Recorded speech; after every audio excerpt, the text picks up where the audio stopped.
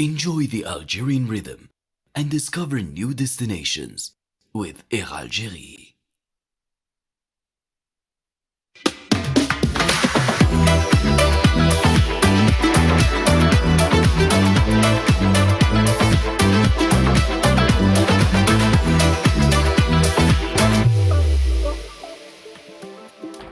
Bonsoir à toutes et à tous et bienvenue sur Al24 News pour ce nouveau numéro d'Hebdo Show Algéria. Merci de nous rester fidèles et de nous suivre tous les samedis soirs. Ce soir, j'ai le plaisir d'être accompagné de l'équipe habituelle, à commencer par Gamal Abina. Bonsoir Gamal. Bonsoir tout le monde, bonsoir Noël. Il y a également Badis Nissa autour de la table. Bonsoir Badis. Salam Azoul, bonsoir. Salam Azoul, bonsoir Faisal Metawi. Bonsoir Noël. Et il y a également Mahdi Raza. Bonsoir Mahdi. Bonsoir.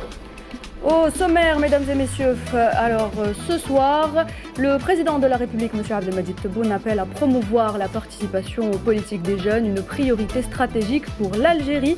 Jusqu'où ira la presse française dans sa politique haineuse envers l'Algérie? La condamnation de l'écrivain algérien Boualem Sansal redémarre la locomotive médiatique de l'extrême droite. Nous parlerons également de construction automobile et de la nécessité d'asseoir les bases d'une véritable industrie mécanique émergente. International, le Maroc, une fois de plus touché par la grogne sociale. Des milliers de Marocains investissent une fois de plus les rues du royaume pour dénoncer la misère et la précarité. On terminera avec une touche d'humour et le festival Algérie qui revient pour sa 7e édition. Plusieurs artistes algériens et étrangers vous y attendent dès jeudi.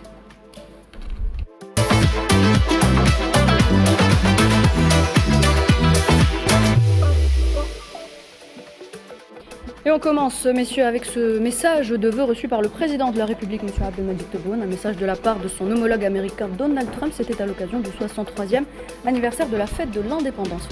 Absolument, le président Donald Trump a envoyé ce message au président Abdelmadjid Tebboune à l'occasion de l'anniversaire d'indépendance et il souligne, le président Trump, que les États-Unis et l'Algérie célèbrent leur fête nationale pratiquement à la même période.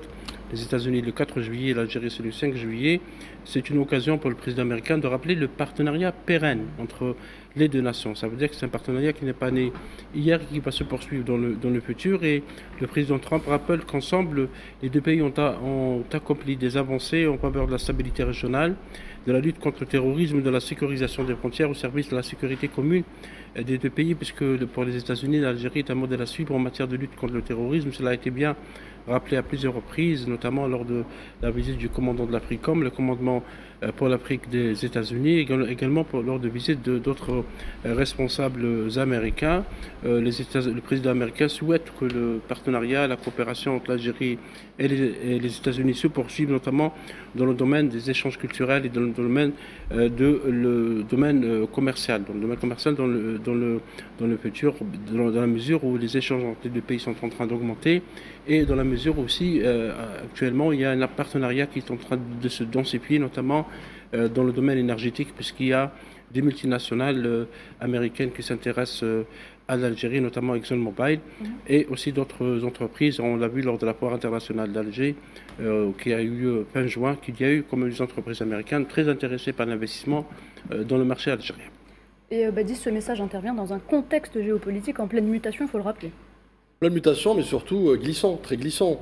Moi, je rappelle de sources AIE, donc l'Agence internationale de l'énergie, également le World Bank, 2024, juste pour situer un peu effectivement le sens de ce message très stratégique, notamment du président américain Donald Trump au président de la République Abdelmadjid Tebboune, en 2024, selon ces mêmes sources, l'Algérie a été dans le top 3 des pays africains les plus consultés. Sur les dossiers énergétiques, sur les dossiers sécuritaires. Donc c'est pour vous dire qu'effectivement l'Algérie est un pays pivot, preuve à l'appui, et aussi un pays, une puissance, notamment dans ce sud global, dont Washington souhaiterait maintenir des canaux de dialogue et de discussion et de réflexion, mais surtout aussi d'accent, comme vient de dire Faisal, sur l'aspect sécuritaire, l'aspect géoéconomique aussi. Vous l'avez dit, il y a le géosécuritaire, mais aussi la géoéconomie qui est en pleine mutation, dans laquelle effectivement l'Algérie, en tant que locomotive africaine, mais aussi l'Algérie, avec sa trajectoire souveraine, reconnue d'ailleurs. C'est pour ça que j'aime dire que ce message traduit une reconnaissance et un rééquilibrage. Un rééquilibrage, c'est-à-dire que Washington souhaite avoir un vis-à-vis comme l'Algérie, un État puissant, un pays pivot, un pays fiable, un pays au service de la liberté, de la paix notamment, et du développement de l'Afrique, mais aussi un trait d'union géostratégique entre les États-Unis et l'Afrique. Et le rôle de l'Algérie en Afrique, on va en parler dans quelques instants, messieurs. En attendant, cette semaine s'est tenu également le sommet national sur la jeunesse et la participation politique. Et dans un message lu en son nom par le Premier ministre Nader El-Arbaoui, le président de la République Abdelmadjid Tebboune a appelé à promouvoir, Faisal, la participation de la jeunesse dans la vie politique. C'est vrai que le président Abdelmadjid Tebboune, lors du premier mandat et le deuxième mandat, a beaucoup insisté sur la nécessité aux jeunes de participer dans la vie politique nationale, d'autant plus que les jeunes sont majoritaires dans le pays, 75% de la jeunesse. Donc, et c'est le Conseil supérieur de la jeunesse qui a organisé ce sommet qui est important, parce qu'il s'agit aussi de discuter des questions de la participation politique des jeunes dans le futur. Et le président Tebboune, dans son message lu en son nom par le Premier ministre Nader El-Arbaoui, a insisté sur la formation et il a rappelé la détermination de l'État dans l'accompagnement de cette formation, parce qu'on sait que dans les autres nations, que la formation politique peut être assurée par les partis ou par la société civile.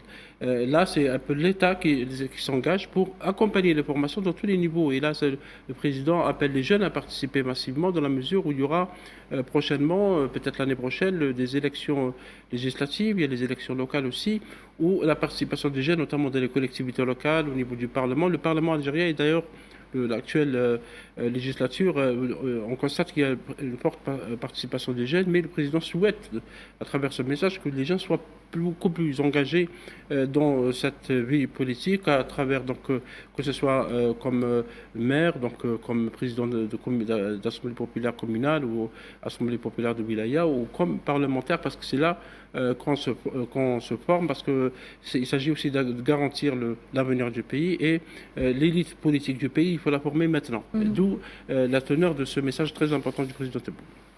Badis, c'est une priorité stratégique aujourd'hui de promouvoir la participation politique de notre jeunesse. Effectivement, priorité stratégique et vitale. Je rappelle que c'est là une promesse électorale du président de la République dans son programme. Effectivement, comment faire émerger la jeunesse sur la scène publique, sur la scène civique également, parce qu'il faut reconsidérer son rapport avec la citoyenneté, la pleine citoyenneté. Comment comprendre l'équation elle-même, qu'elle soit politique, citoyenne, comment ce jeune peut participer activement, justement, à l'échelle locale, à l'échelle régionale, à l'échelle nationale, au sein du Parlement, comme tu disais. Et puis, les faits sont là. C'est-à-dire qu'on a, depuis l'élection du président de la République, Abdelmadjid Tebboune, il y a un sentiment de rajeunissement de la classe politique, des chambres, la chambre notamment basse, le Parlement. Donc, il y a véritablement une vision du président de la République à vouloir. Et pour cause, plus de 70% de la population algérienne a moins de 40 ans, Noured. Donc c'est pourquoi c'est ce qu'on appelle créer un vivier de relève, notamment, qui soit politique, qui soit institutionnel, pour pouvoir justement faire émerger cette jeunesse fougueuse, qui souhaite justement, qui sait réconcilier entre la mémoire et la coopération intergénérationnelle, puisque, attention, entendons-nous sur une chose, c'est que nous devons faire cela dans la gradualité, c'est-à-dire que la transmission de flambeau doit se faire dans la gradualité, donc dans la stabilité. C'est-à-dire qu'il y a tant à explorer en matière de coopération, collaboration, de synergie intergénérationnelle entre les jeunes et les moins jeunes, pour que justement, encore une fois, l'Algérie, non seulement elle reste stable, mais surtout elle reste digne, elle reste forte, elle reste puissante à travers son capital humain qui est cette jeunesse. Et il est donc important, Badis, toujours de miser sur cette formation politique. Absolument.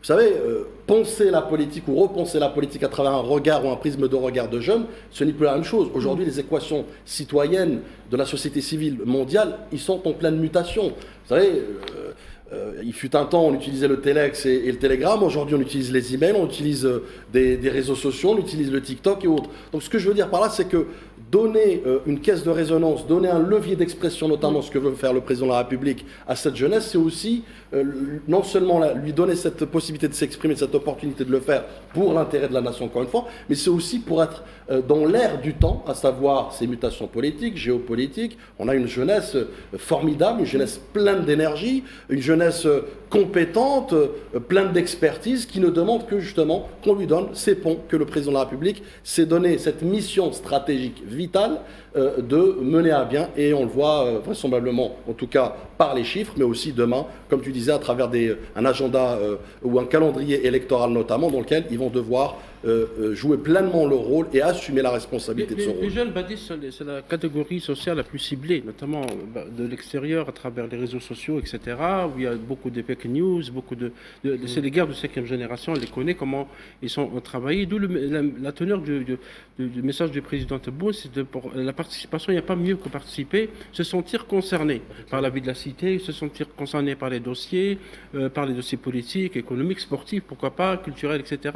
Et c'est pour ça que le plaidoyer du président Tebboune dans ce message donc, au sommet national de la jeunesse, qui est une bonne initiative, parce qu'il faudrait peut-être annuellement qu'on tienne ce sommet pour l'échange et le débat, c'est d'instaurer un nouveau modèle de pratique politique fondé sur l'intégrité dans l'action, la rigueur dans la gestion, l'esprit d'initiative et le travail de terrain. C'est pour ça que la participation de la jeunesse algérienne est peut-être aussi un moyen de prémunir le pays des dangers extérieurs. Prémunir le pays des dangers extérieurs. Gamal, vous rejoignez les propos de... Tout à fait, parce qu'il y a une chose d'abord, les chiffres, pour affiner encore, les chiffres 54% en moins de 30 ans. Oui. C'est considérable. Il y a moins de 10% des jeunes qui sont engagés en politique, mais ça, c'est un problème général mondial, c'est pas algérien. Et le fait que le président propose effectivement ce relais à la jeunesse, c'est pas faire du jeunisme. On a vu en France que le jeunisme, ça donne une catastrophe. Mettre le pouvoir à tous les jeunes, c'est pas forcément ce qui est plus intelligent. Mais c'est donner l'envie aux jeunes de s'engager, de construire la nation et d'être effectivement, si bien de le rappeler, averti par rapport aux dangers extérieurs. Donc je pense effectivement que la jeunesse algérienne est très politisée, mais peu engagée. Et le fait de tendre la main vers la jeunesse, depuis qu'il est arrivé, d'ailleurs il fait ses propositions, le président, c'est une chose positive parce que ça va les impliquer, les obliger à faire en sorte que l'Algérie soit excellente. Parce que l'excellence doit être cultivée et la jeunesse doit être préservée. Je rebondis sur ça, Gamal, juste petite précision. Moi qui côtoie effectivement la société civile au quotidien, on le voit, cette jeunesse, elle est engagée dans le maillage associatif. Oui. Elle est engagée politiquement, mais à sa manière. Elle est aussi prête et effectivement est disposée à s'engager dans l'équation politique. Je pense que le seul aujourd'hui élément fondamental qui a été apporté à l'équation, c'est justement que le président lui a donné cette caisse de résonance. Je rappelle ne serait-ce que le Haut Conseil de la jeunesse, qui est une création justement, une volonté du président de la République, a donné justement, à structurer cette jeunesse. C'est ce que je disais tout à l'heure, cette énergie, cette fougue. Il faut savoir la canaliser dans un vivier de relève pour qu'il s'inscrit dans une dynamique structurée, à savoir d'où on part et où on va. Donc je reviens sur ce que tu disais à juste titre, mais cette jeunesse, elle est politisée. Pourquoi elle est politisée? Parce qu'elle connaît le périmètre notamment de sécurité, de souveraineté de son pays. Et je le rappelle, que ce soit dans les stades ou ailleurs, il y a cette fougue, cette volonté d'adhésion, cette fierté d'adhérer à ce pays, mais surtout aussi à jouer pleinement un rôle. Or, aujourd'hui, il s'avère que le président leur a donné un levier, et non des moindres, qui est celui de pouvoir s'exprimer, pouvoir se porter volontaire davantage dans l'équation politique, régionale, locale, nationale, et surtout aussi s'exprimer à travers des visions. Quand je disais tout à l'heure, cette complémentarité intergénérationnelle, c'est exactement ça. C'est que ces jeunes comprennent le langage d'aujourd'hui, le langage de l'ère d'aujourd'hui, à savoir les défis numériques, les défis économiques et autres, mais surtout aussi sont pleinement, je dirais, conscients de cette responsabilité. Et justement, Mehdi, dans un esprit démocratique, d'inclusivité, c'est là qu'on remarque un rôle important donné aux femmes, mais aussi à la jeunesse. D'ailleurs, l'année 2026 sera une année dédiée à la jeunesse. On a un rajeunissement et une féminisation de la classe politique. C'est un fait, c'est inéluctable, du fait de la demande du président de la République lors de son premier programme. La deuxième chose qui est importante, c'est qu'on n'a pas qu'un rajeunissement et une féminisation de la classe politique, on a aussi un rajeunissement et une féminisation de la classe dirigeante des entreprises publiques, ce qui est très important. Il y a pas si longtemps, moins d'une décennie, où tous les postes à responsabilité des entités publiques, tu avais que des hommes qui avaient plus de 70 ans. C'est un fait, c'est pas moi qui le dis, vous pouvez le voir. Vous constatez toutes les plus grandes entreprises publiques d'il y a 10 ans, je peux vous dire qu'ils avaient plus de 70 ans et c'était des hommes. Maintenant, il y a un rajeunissement de cette classe justement de dirigeants, fonctionnaires d'État, commis de l'État, mais à des postes de haute responsabilité qui sont jeunes et qui sont aussi, dans un cadre bien précis, des jeunes diplômés algériens et aussi beaucoup de femmes qui en font partie. On a aussi un gouvernement, et il faut aussi savoir le rappeler, où il y a énormément de jeunes. La ministre de l'Environnement, qui est une femme et qui est jeune, le ministre des Sports, vous avez le ministre des Startups, vous avez le ministre la formation professionnelle, vous avez eu un rajeunissement de la classe politique et un rajeunissement aussi du gouvernement. D'accord ? C'est important. Le jeune a toute sa place pour l'évolution et le développement de l'Algérie nouvelle. On ne peut pas faire quelque chose de nouveau avec du vieux. On fait du nouveau avec du nouveau. Donc le président de la République a décidé justement de mettre un coup de pied dans la fourmilière et de donner la place qui doit être la sienne aux jeunes, ça veut dire la place dans les plus grandes sociétés étatiques et également dans les différentes instances politiques. Et on va continuer à parler de la jeunesse algérienne, messieurs, si vous le voulez bien. Le président de la République, M. Abdelmadjid Tebboune, a présidé ce jeudi à l'Académie militaire Ouali Boumedienne de Cherchel la cérémonie de sortie de promotion au titre de l'année 2024-2025 portant le nom du Moudjahed et général Hossein Ben Hadid Faisal. Quelle symbolique. Quelle symbolique que le général-major Allah yarhamou bi rahmatillah Hossein Ben Hadid ait eu justement cet honneur qui lui a été fait par le président de la République, ministre des Armées et son chef d'état-major, ministre délégué de la Défense, et que l'endroit justement Cherchel, enfin la caserne de Cherchel soit à son nom. Le général major Ben Hadid a été l'un des premiers précurseurs à déclarer la guerre à la Aïsaba. Ça lui a coûté des années de prison. Ils ont essayé de le briser. Il est toujours resté droit, vaillant, humble. Ça a été un serviteur de l'armée nationale populaire jusqu'à son dernier souffle. Ça a toujours été quelqu'un qui a défendu sa patrie comme jamais.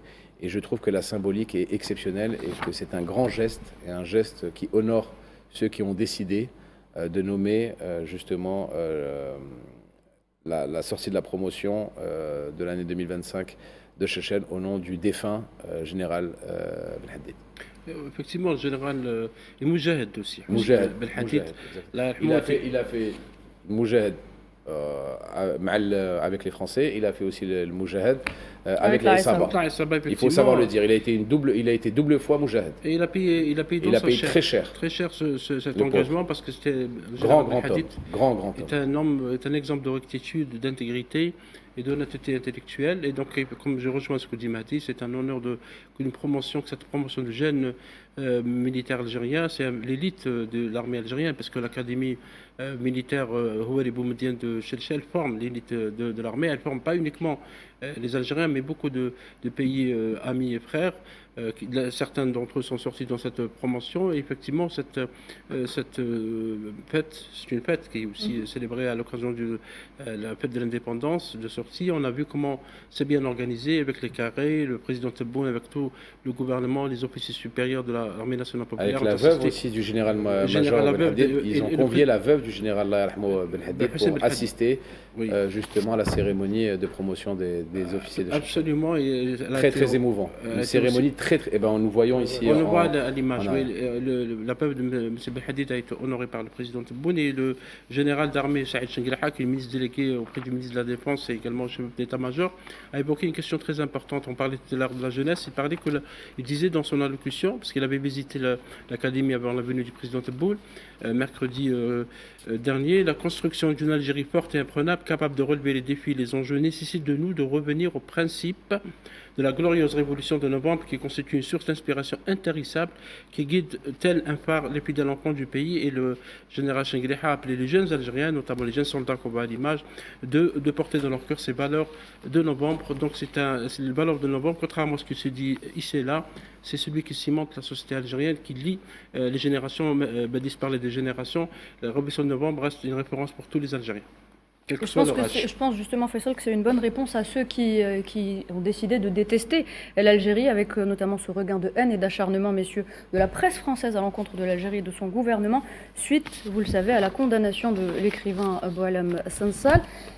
Faisal Boualem Sansal, qui on le rappelle, a été condamné à 5 ans de prison pour atteinte à l'unité territoriale et qui n'a donc pas été concerné par cette grâce présidentielle. Et c'est ce qui a fait justement réagir les médias Oui, absolument, parce qu'on parlait de la jeunesse, parce qu'à un moment donné, je me rappelle, on a voulu séparer les jeunes Algériens de leur révolution, de la guerre de libération, en disant oui, ils ne sont pas intéressés par la guerre de libération, c'est une question de vieillard, etc.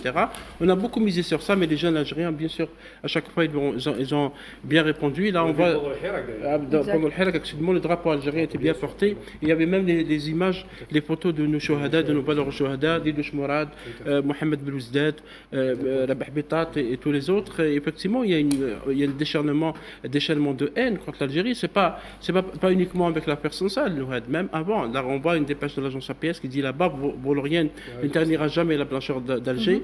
C'est vrai, parce que les médias qui appartiennent à Vincent Bolloré, qui est un homme d'affaires proche de l'extrême droite, n'ont jamais cessé d'attaquer l'Algérie.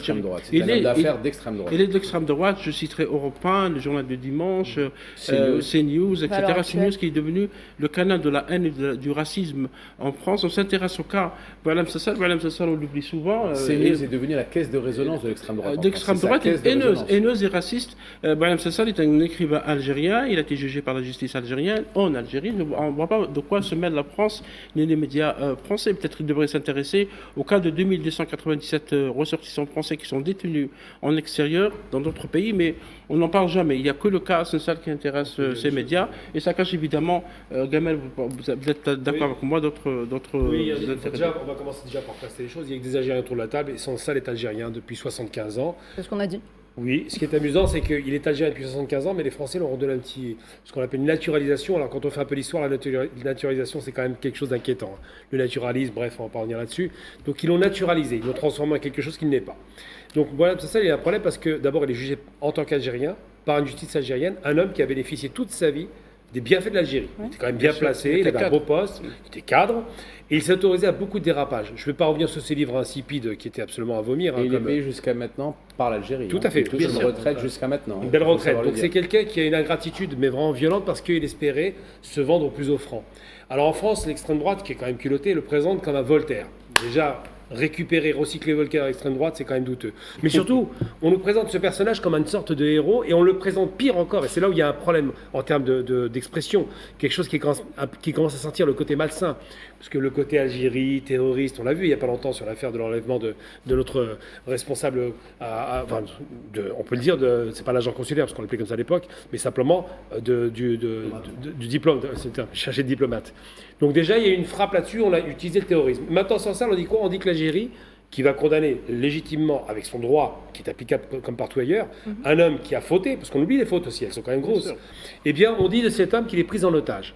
Et là, ça devient très malsain, parce qu'entre le terrorisme et le preneur d'otage, d'abord, quand on fait un peu de français, un preneur d'otage, quand il prend quelqu'un en otage, c'est pour une rançon. Oui. Soit de l'argent, soit s'échapper. Or, l'Algérie ne s'échappe pas et ne veut pas d'argent. Elle a suffisamment d'argent pour cela.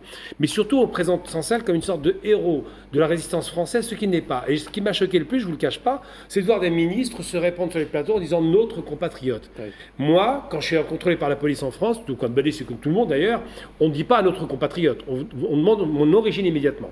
On voit le nom, c'est bon, le marqueur est là. Mais sans ça, là, avec sa petite coupe de cheveux bien longue, il passe pour une sorte de BHL algérien. Eh bien non, c'est pas un compatriote français. Il est naturalisé, il a une carte parce qu'on lui a donné presque par décret. C'est inadmissible de le confondre. Si sans ça, il a fait une faute et s'il veut effectivement, éventuellement, avoir la chance d'avoir, peut-être, je sais pas, dans un bon geste du président, la possibilité d'être gracié, il faut d'abord qu'il reconnaisse ses fautes. Il faut d'abord qu'il dise oui, j'ai fauté. Oui, j'ai trahi mon pays. Oui, j'ai des choses extrêmement dommageables pour l'Algérie. Oui, j'ai dit que l'Algérie, c'était rien, ce qui est quand même grave quand on voit 1,5 million de martyrs, sans parler de ce qu'il y a eu avant. Donc il faut vraiment préciser les choses. Sansal est algérien, condamné par un pays qui s'appelle Algérie, sur une justice algérienne qui est elle-même totalement indépendante de la France, pour le rappeler. Et surtout, Sansal est un ingrat parce qu'il a été largement rincé par l'Algérie et aujourd'hui, il espère effectivement, en s'appuyant sur de nouveaux alliés d'extrême droite, s'en sortir. Badis, est-ce que vous pensez que derrière cette affaire de Boualem Sansal, l'extrême droite et les nostalgiques de l'Algérie française ont pour but de raviver l'algérophobie et de faire oublier les crises qui se passent du côté de l'Hexagone? D'abord, je tiens à rappeler que de la France de Victor Hugo ne reste que les misérables, notamment de Bolloré. La France de Bolloré, c'est cette France, en tout cas cette frange de la France qui n'accepte pas ou qui ne veut pas faire le deuil de son empire, qui effectivement dans des réflexes obsessionnels colonialistes et néocolonialistes ont du mal à accepter le rayonnement de l'Algérie. Je dirais aussi la haine de l'Algérie aujourd'hui sert d'agenda commun, puisque ce qu'on disait tout à l'heure, l'extrême droite, maintenant aidée et soutenue par une oligarchie, vont debout justement pour servir à un projet pernicieux et sibyllin contre les intérêts de l'Algérie et ce qu'elle représente, puisque c'est ça dont il est question. Aujourd'hui, cette unité nationale dérange, cette mémoire que l'Algérie veut à tout prix mettre sur la table d'une manière apaisée, mais surtout sans condescendance, dérange. Ce président légitime qui, vent debout, défend les intérêts de son pays, l'Algérie, dérange. Ce rayonnement, cet essor de l'Algérie, son devenir et surtout qui s'est hissé sur le sommet de la diplomatie mondiale planétaire avec un acteur majeur et pivot dans l'équation régionale, continentale et internationale, dérange. C'est tous ces facteurs-là qui dérangent aujourd'hui, c'est tous ces facteurs-là qui font... Vous savez, la mémoire coloniale, en mal de héros, a toujours besoin de créer un héros de salon. Et sans ça, on est un aujourd'hui. Appelé du haut. Je pense que c'est sur ces mots qu'on va clore cette partie, Badis. Merci pour ces mots, mesdames et messieurs. On revient dans quelques instants.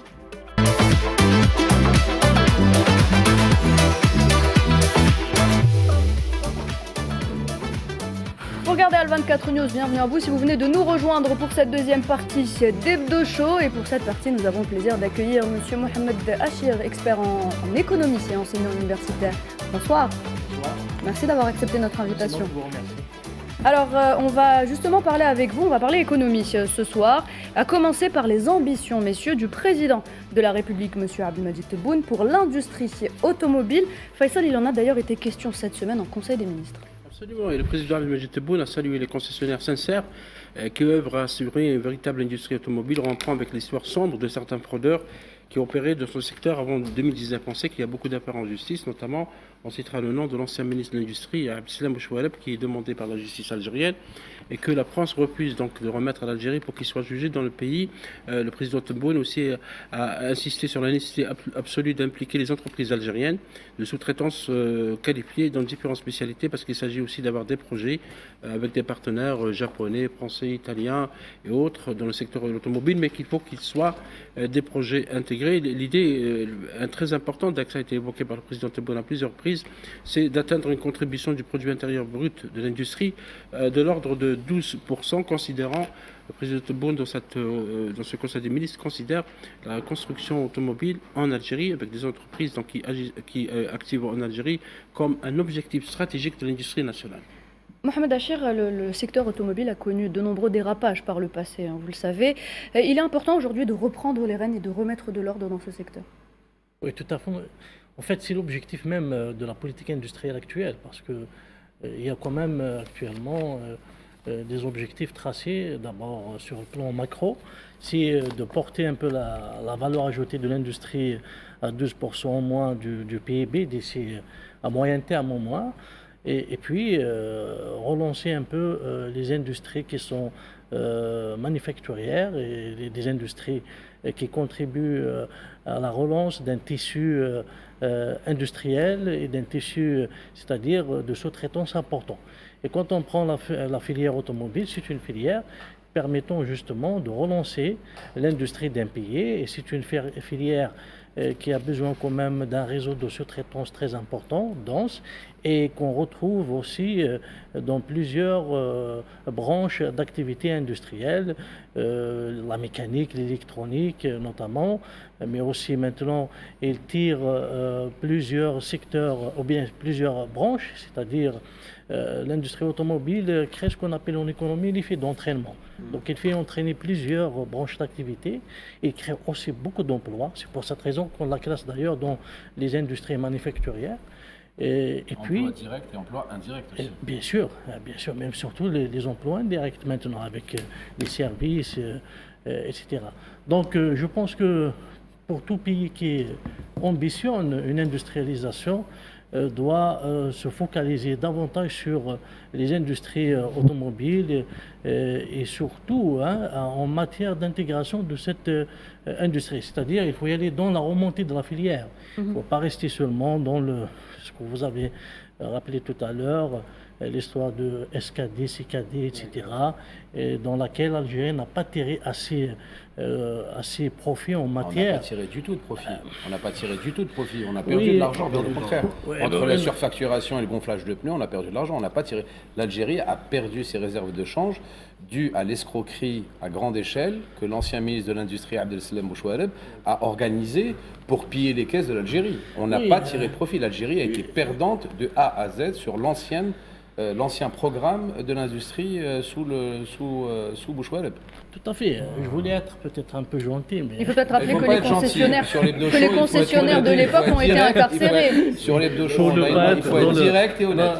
Il n'y a pas de langue de bois ici, monsieur. Il n'y a pas de langue de bois. C'est un vendu qui a vendu son pays pour de l'argent, tout simplement. Voilà, donc maintenant l'essentiel c'est d'y aller justement vers cette intégration et la remontée de la filière automobile. D'autant plus que nous sommes maintenant quand même dans un contexte permettant un peu la relance de plusieurs branches d'activité industrielle. Il y a d'abord cette volonté politique, mais aussi il y a des avantages comparatifs assez intéressants que nous devons transformer en avantages compétitifs et surtout cibler ces filières. La filière automobile, c'est vrai qu'on a perdu beaucoup de temps en la matière. Maintenant, depuis peut-être 2 décennies, on n'a pas pu faire quelque chose dans cette filière.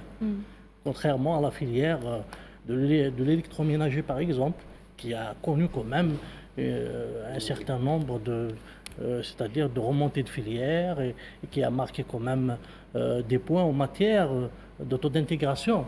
On a des produits qui sont intégrés à 100% dans l'industrie. Mais par contre, dans l'industrie automobile, il y avait l'absence carrément d'une politique claire depuis maintenant plusieurs années, c'est-à-dire depuis les 2 dernières décennies surtout. Il n'y avait pas de politique claire. Et puis on a ouvert le marché, une quarantaine de marques commercialisées, c'était de l'import, c'était carrément de l'import.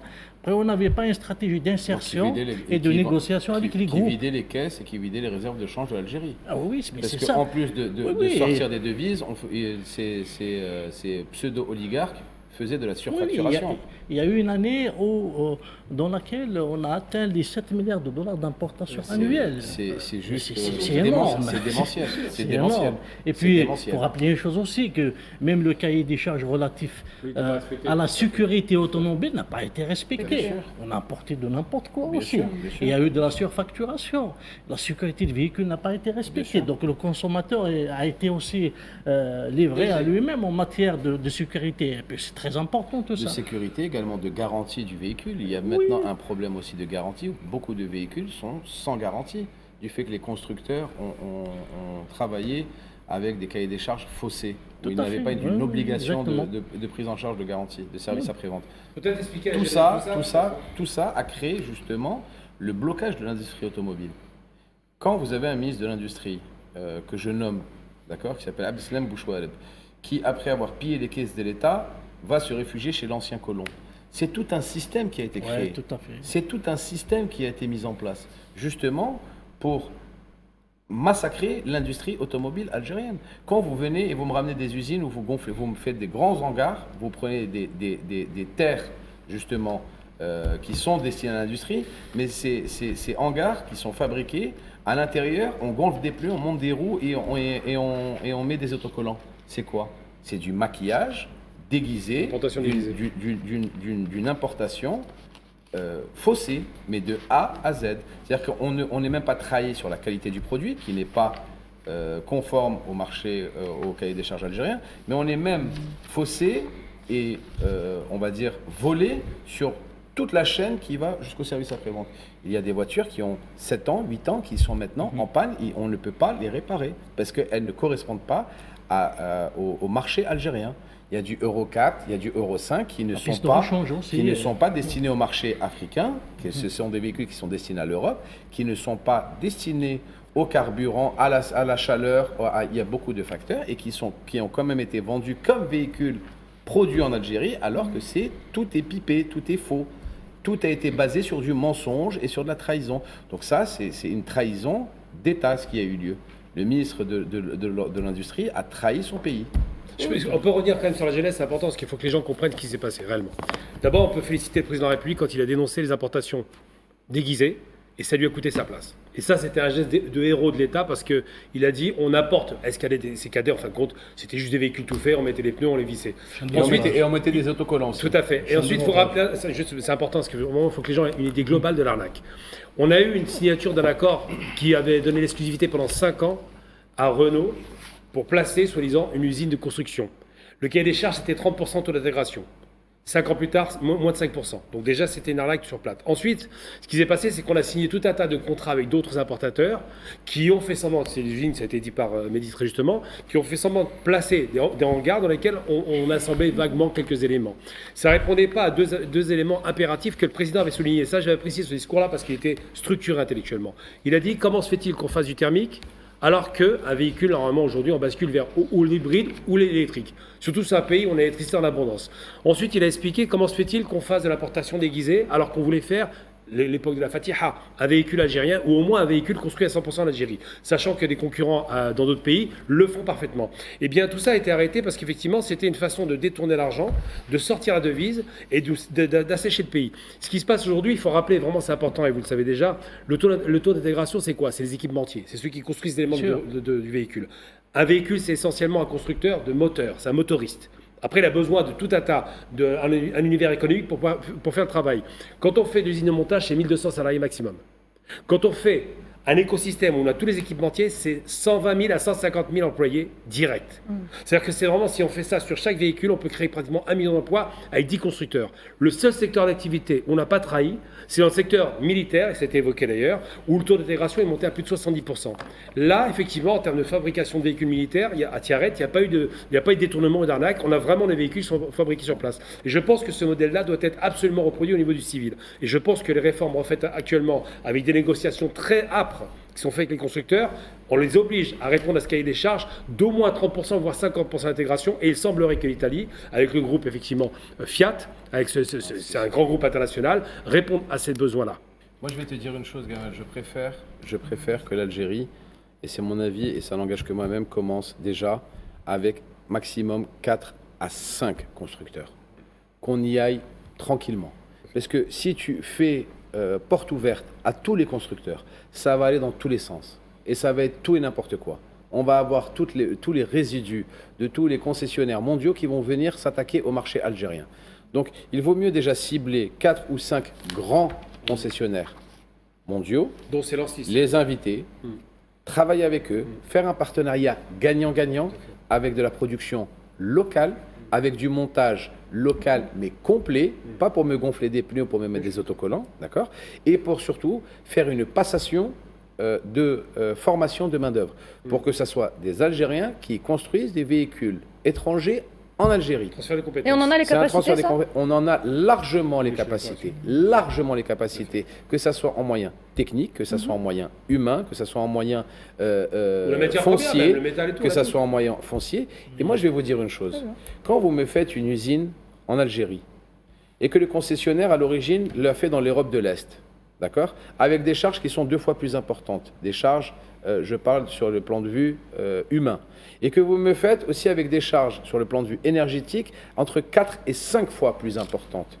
Et bien le concessionnaire, quand il vient créer et faire de la production en Algérie, il fait de l'Algérie un hub industriel.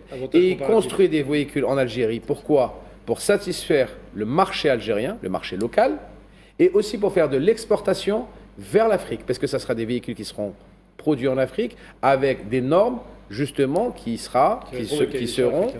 répondront au cahier des charges africain. Donc ça veut dire en termes de chaleur, en termes de pneumatiques, en termes de sécurité, en termes d'airbag et tout ça. Et bien si les concessionnaires sont un tant soit peu intelligents, ils gagneront beaucoup plus d'argent à construire des voitures en Algérie que de les construire ou au Maroc, où l'électricité est 5 fois plus chère, ou en Roumanie, où l'électricité est 5 fois plus chère, et les salaires ou au Brésil, où l'électricité est 5 fois plus chère. Et les salaires seront moins. Si vous me permettez, il y a aussi d'autres logiques. Parce qu'il ne faut pas seulement mettre en avant les avantages comparatifs dont dispose le pays.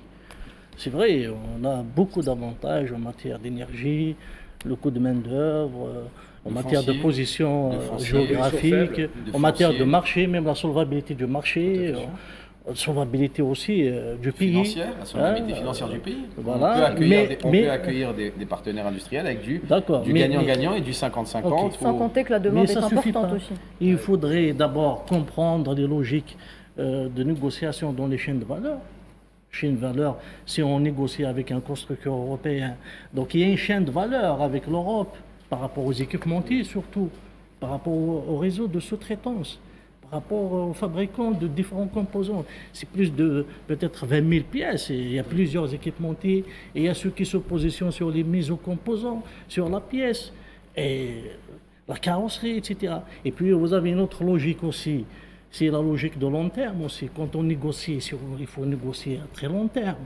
Et à partir de là aussi, c'est vrai qu'il y a des effets de concentration, je suis tout à fait d'accord avec vous. Quand vous parlez de choisir 4, 5, ça relève justement de ce que j'ai dit tout à l'heure. Il y a une politique industrielle. Il faut avoir cette politique industrielle claire. Un constructeur asiatique, européen, américain, je ne sais pas. Et à partir de là, il faut une vision très claire, de très long terme. Et puis commencer justement par aussi le compétitif. Il y a l'avantage comparatif, mais il y a l'avantage compétitif. L'avantage compétitif aussi, c'est dans la capacité de fournir une main-d'œuvre très compétente, qui maîtrise aussi le process, qui maîtrise l'industrie automobile. Donc, présenter aussi des sous-traitants locaux algériens. Dieu merci que maintenant, on commence à voir quelques entreprises qui émergent. D'ailleurs, le président de la République, il insiste sur le fait d'intégrer ces sous-traitants algériens qualifiés. Oui, on a des fabricants maintenant de quelques pièces, de composants. Nous sommes aussi en phase de lancer surtout l'acier plat pour la carrosserie. Il y a Tossiali, je pense, qui va faire l'acier plat. Il y a une usine de fabrication de pneus qui est en réalisation. À Oran. Iris déjà. On a non, elle est en réalisation. Iris produit. Ah oui, Iris. Oui, ça c'est une autre groupe qui s'intéresse à l'Algérie pour aller dans le sens de Mahdi. Je vous citerai le directeur de la Chambre algéro-allemande qui dit que le marché algérien figure parmi les marchés les plus prometteurs du continent africain, caractérisé par une demande de plus en plus forte de véhicules neufs. Il y a Volkswagen, par exemple, qui s'intéresse à l'Algérie. Il y a Hyundai, le coréen Hyundai. Il y a les Chinois Baïk et Jacques. Il y a aussi et il y a le Renault Truck qui fabrique donc les camions comme Daewoo Truck. Donc il y a beaucoup de demandes. Qui est suédois maintenant. Absolument, ils sont encouragés par le. Qui est sous pavillon suédois. Absolument, c'est sous Volvo Trucks. Le climat d'affaires maintenant est devenu attractif. C'est vrai qu'il y a eu une Aïsaba, une bande évoquée par Mahdi, qui a vraiment cassé le marché. Qui a tenté de casser le marché, de ternir l'image de l'Algérie en matière de construction automobile. Maintenant, on voit qu'il y a beaucoup de demandes qui sont réelles. Parce que ces grands Volkswagen, c'est parmi les meilleurs groupes au monde. Il est le deuxième ou troisième. Donc le fait qu'il s'intéresse à l'Algérie, ça veut dire que l'Algérie est un marché attractif. C'est un marché prometteur. Prometteur, et c'est aussi une ouverture vers le monde africain et également le monde méditerranéen et moyen-oriental. En termes de géostratégie, un grand concessionnaire qui s'installe dans un pays avec 1600 km carrés de côte, avec un accès direct à la Méditerranée, avec un accès direct à l'Europe et surtout avec des options de livraison sur tout le marché africain, en termes de géostratégie, c'est juste exceptionnel. Et tous les grands concessionnaires font la cour, et je vous le dis, quand moi je vous le dis en connaissance de cause, font la cour justement au marché algérien, parce qu'ils connaissent le potentiel du marché algérien pour le marché local, mais également pour l'exportation à partir du marché algérien.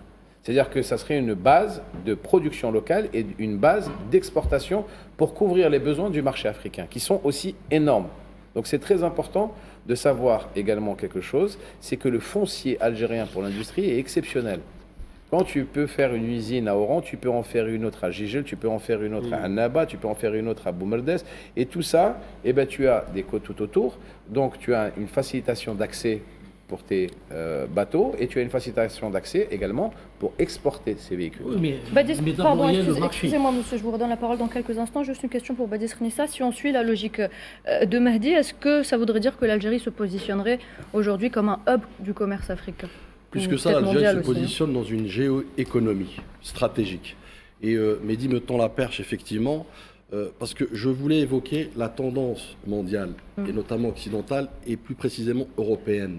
Nous avons des intégrateurs, pour en citer qu'un seul, Valeo, qui connaissent des crises latentes, des crises aigus, qui dégraissent d'ailleurs. Hein. C'est-à-dire qu'ils subissent des plans sociaux, pour vous dire.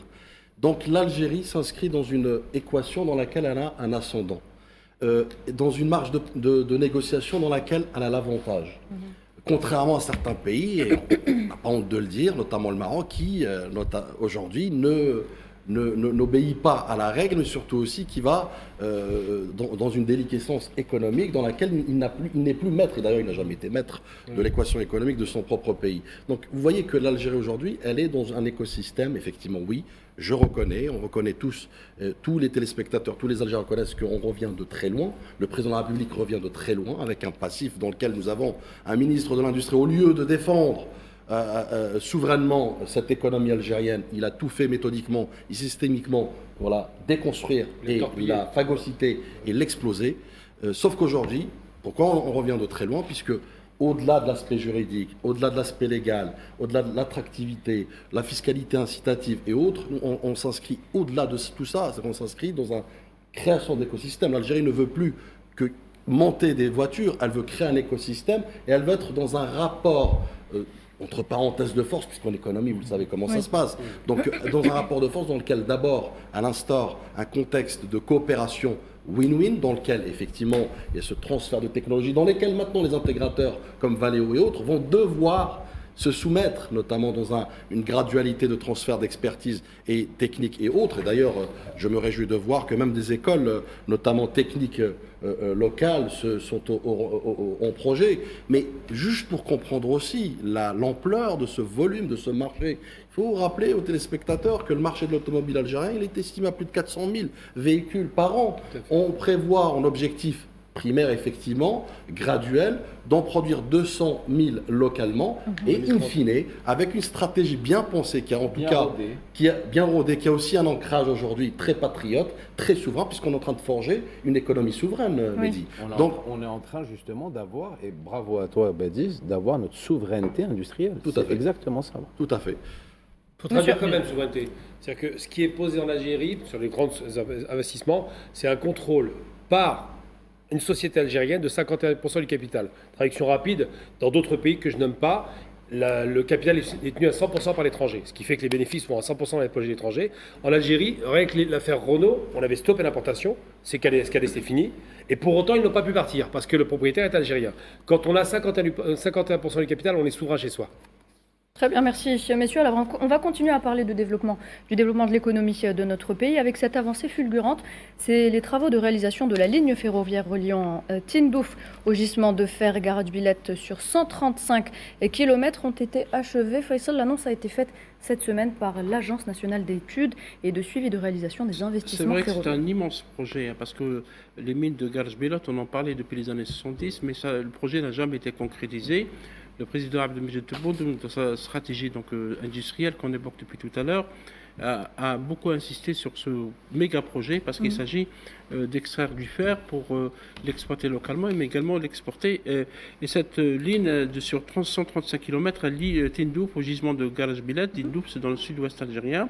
La nouvelle ligne ferroviaire fait partie du méga projet de ligne ferroviaire minière reliant le sud-ouest et le nord du pays. Une voie sur 950 km, c'est presque 1000 km, donc de Tindouf à Béchar.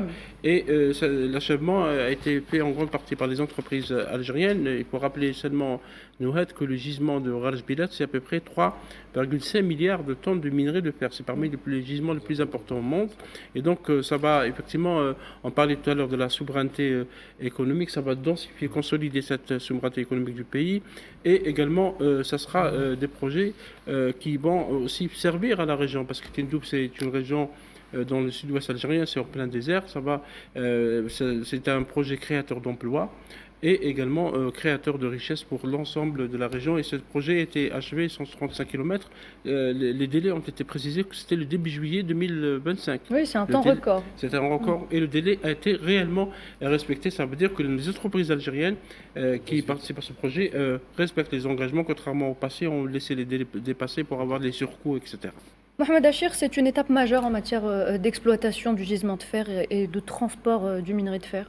Tout à fait. Là, justement, on relève quand même une volonté politique d'abord pour exploiter cette mine qui est peut-être les plus importantes au monde aussi. Hein.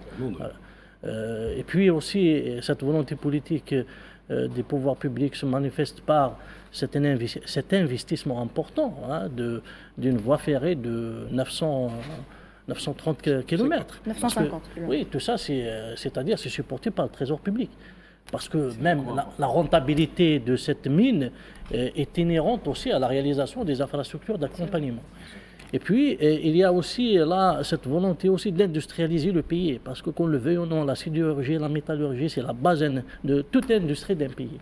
Même demain, l'automobile, on parlait de l'automobile, donc toute cette industrie, quand on fera l'acier plat, c'est la base pour l'industrie automobile, l'électroménager, etc. Donc, il faut aussi se positionner du moment que notre pays est doté de cette ressource en minerai de fer, donc on peut se positionner parmi les leaders au monde en matière que ce soit d'exportation du fer et d'industrialisation. C'est vrai qu'on n'est pas encore à la hauteur de la Chine, de l'Australie, etc., qui sont les leaders mondiaux en la matière. Mais la comparaison n'est pas raison. Oui, mais on doit avoir cette ambition du moment que nous avons ces ressources. Nous avons cette mine, par exemple. Et nous avons aussi... Oui, on a d'autres mines. Il n'y a pas que Garage Bilet. Il y en a d'autres. L'Ounza, par exemple. Donc, je pense que c'est très ambitieux et ça donne même de l'espoir pour notre pays quand on voit des projets d'envergure à la hauteur de Garage Bilet, le phosphate aussi. Et c'est ça la volonté d'industrialiser le pays, mais aussi de créer un développement socio-économique, un développement équilibré, parce qu'il s'agit aussi de développement des zones du sud du pays, Tindouf, Bichar. Et quand il y a une voie ferrée, donc c'est une voie aussi. Le train, c'est le meilleur transport au monde. Donc, c'est le transport... le meilleur levier de développement. Et c'est l'un des facteurs essentiels pour le développement, pour la croissance économique et pour créer la vie au niveau des villages du Sud. Le train, on a vu aux États-Unis d'Amérique comment ils ont développé les films qu'on voyait à l'époque, avec le développement des chemins de fer. Oui, donc c'est un facteur essentiel pour créer la vie économique et la vie sociale. Et d'ailleurs, il faut rappeler que le président de la République a parlé même de la création d'une ville minière carrément à Tindouf. Parce que ce projet-là, il sera accompagné aussi par plusieurs projets industriels, c'est-à-dire de transformation de minerais de fer. Il y aura les lingots d'acier qui seront transformés à Bichar, à Tindouf, etc. Donc toute une chaîne de valeur qui va être créée à partir de cette mine de Garage Bilet. Donc il y a un effet d'entraînement intéressant en matière de développement économique d'abord, mais aussi socio-économique pour toute la région du sud du pays. Et puis il y a aussi le corridor. Donc quand on développera cette voie ferrée sur 930, reliée jusqu'au port d'Oran, donc on a déjà un corridor commercial vers la Méditerranée. Et c'est ce corridor commercial aussi qui peut être transformé en corridor d'exportation, que ce soit vers l'Afrique, pourquoi pas, vers l'Afrique et vers la Méditerranée. Et pourquoi pas aussi assurer la relation entre le Nord et le Sud, parce que l'Algérie du Nord connaît peu le Sud. Ce serait une belle comment dirais-je, colonne vertébrale pour réunifier le pays, je pense. Mahdi, il existe une véritable volonté politique destinée à ériger un réseau ferroviaire dense et moderne. Il faut insister là-dessus également. Le président de la République avait bien dit qu'aucune région ne serait épargnée par justement le développement économique, infrastructurel et surtout sur les moyens de locomotion. Il ne voulait plus qu'il y ait des zones perdues, peu importe sur le territoire national. On a un avantage qui est aussi un désavantage, c'est qu'on a un très très grand pays, le 10e plus grand pays du monde en termes de superficie, et que tout ça, ça coûte énormément d'argent. On a des capacités justement de ressources financières grâce à notre économie qui nous permet d'avoir, et c'est aussi important de le préciser, un financement 100% étatique. Ça veut dire qu'on ne prend pas de crédit sur différents consortiums étrangers pour pas qu'il y ait un diktat contre notre économique pour financer des projets de telle envergure. Des projets comme ça en Europe, il faut savoir que les pays s'endettent pour le faire. Nous, on le fait avec notre argent. Et je pense qu'on ne le dit pas assez, c'est que, c'est la SNTF, la SNTP, Société Nationale de Travaux Publics, qui est le maître d'ouvrage de ces différents projets. Et surtout, considère également, et surtout, ce sont des projets algéro-algériens qui sont faits avec des consortiums. Mais ce sont des projets algériens et qui sont payés par l'Algérie. sans aucune... Dans un montage financier compliqué, avec une dette à l'extérieur, avec des fonds d'investissement étrangers qui prennent des pourcentages à ne plus savoir quoi en faire. Mondiale, FMI, exactement. Donc c'est très important de savoir aussi nous avons les capacités de développement que le président de la République a instruit pour justement qu'aucune région du pays ne soit négligée. Mohamed Achir, gardez votre idée, on revient dans quelques instants pour continuer à en parler.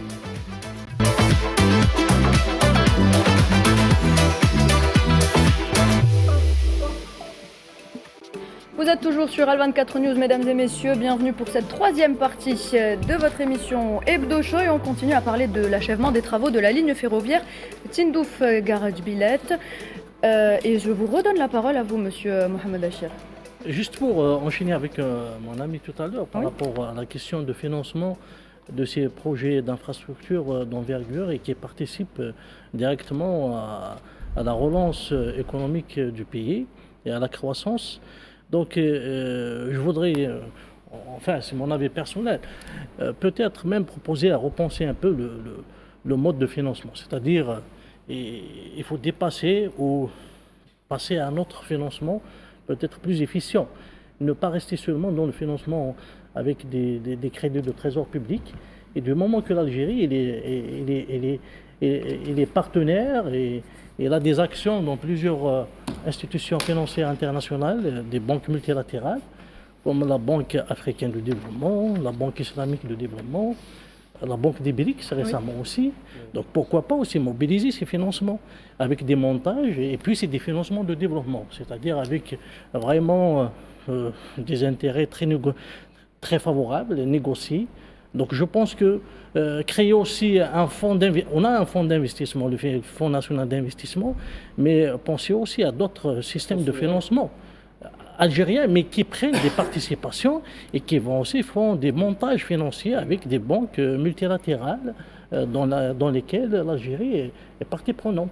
Donc, alors, voilà, là, je vous comprends. Et là, c'est mon côté chef d'entreprise qui va vous parler et qui va parler à l'économiste. Je suis d'accord avec vous sur le principe.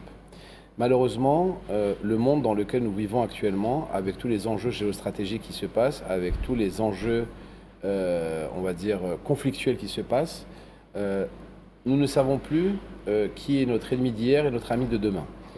Et là, je vais vous parler en tant que chef d'entreprise. Un chef d'entreprise, c'est un bon chef de famille avant tout. C'est-à-dire qu'il protège, voilà, et il responsabilise au maximum les siens. Aujourd'hui, nous avons la faculté, Dieu merci, de s'autofinancer. Dans le monde dans lequel nous vivons, qui est très instable, et je pense que vous le voyez autant que moi, avoir des partenaires, c'est une arme à double tranchant. Ça veut dire que d'une minute à l'autre, ces partenaires peuvent être après des problèmes, mais sur votre territoire. Et je vous le dis vraiment en connaissance de cause. Il vaut mieux être seul que mal accompagné.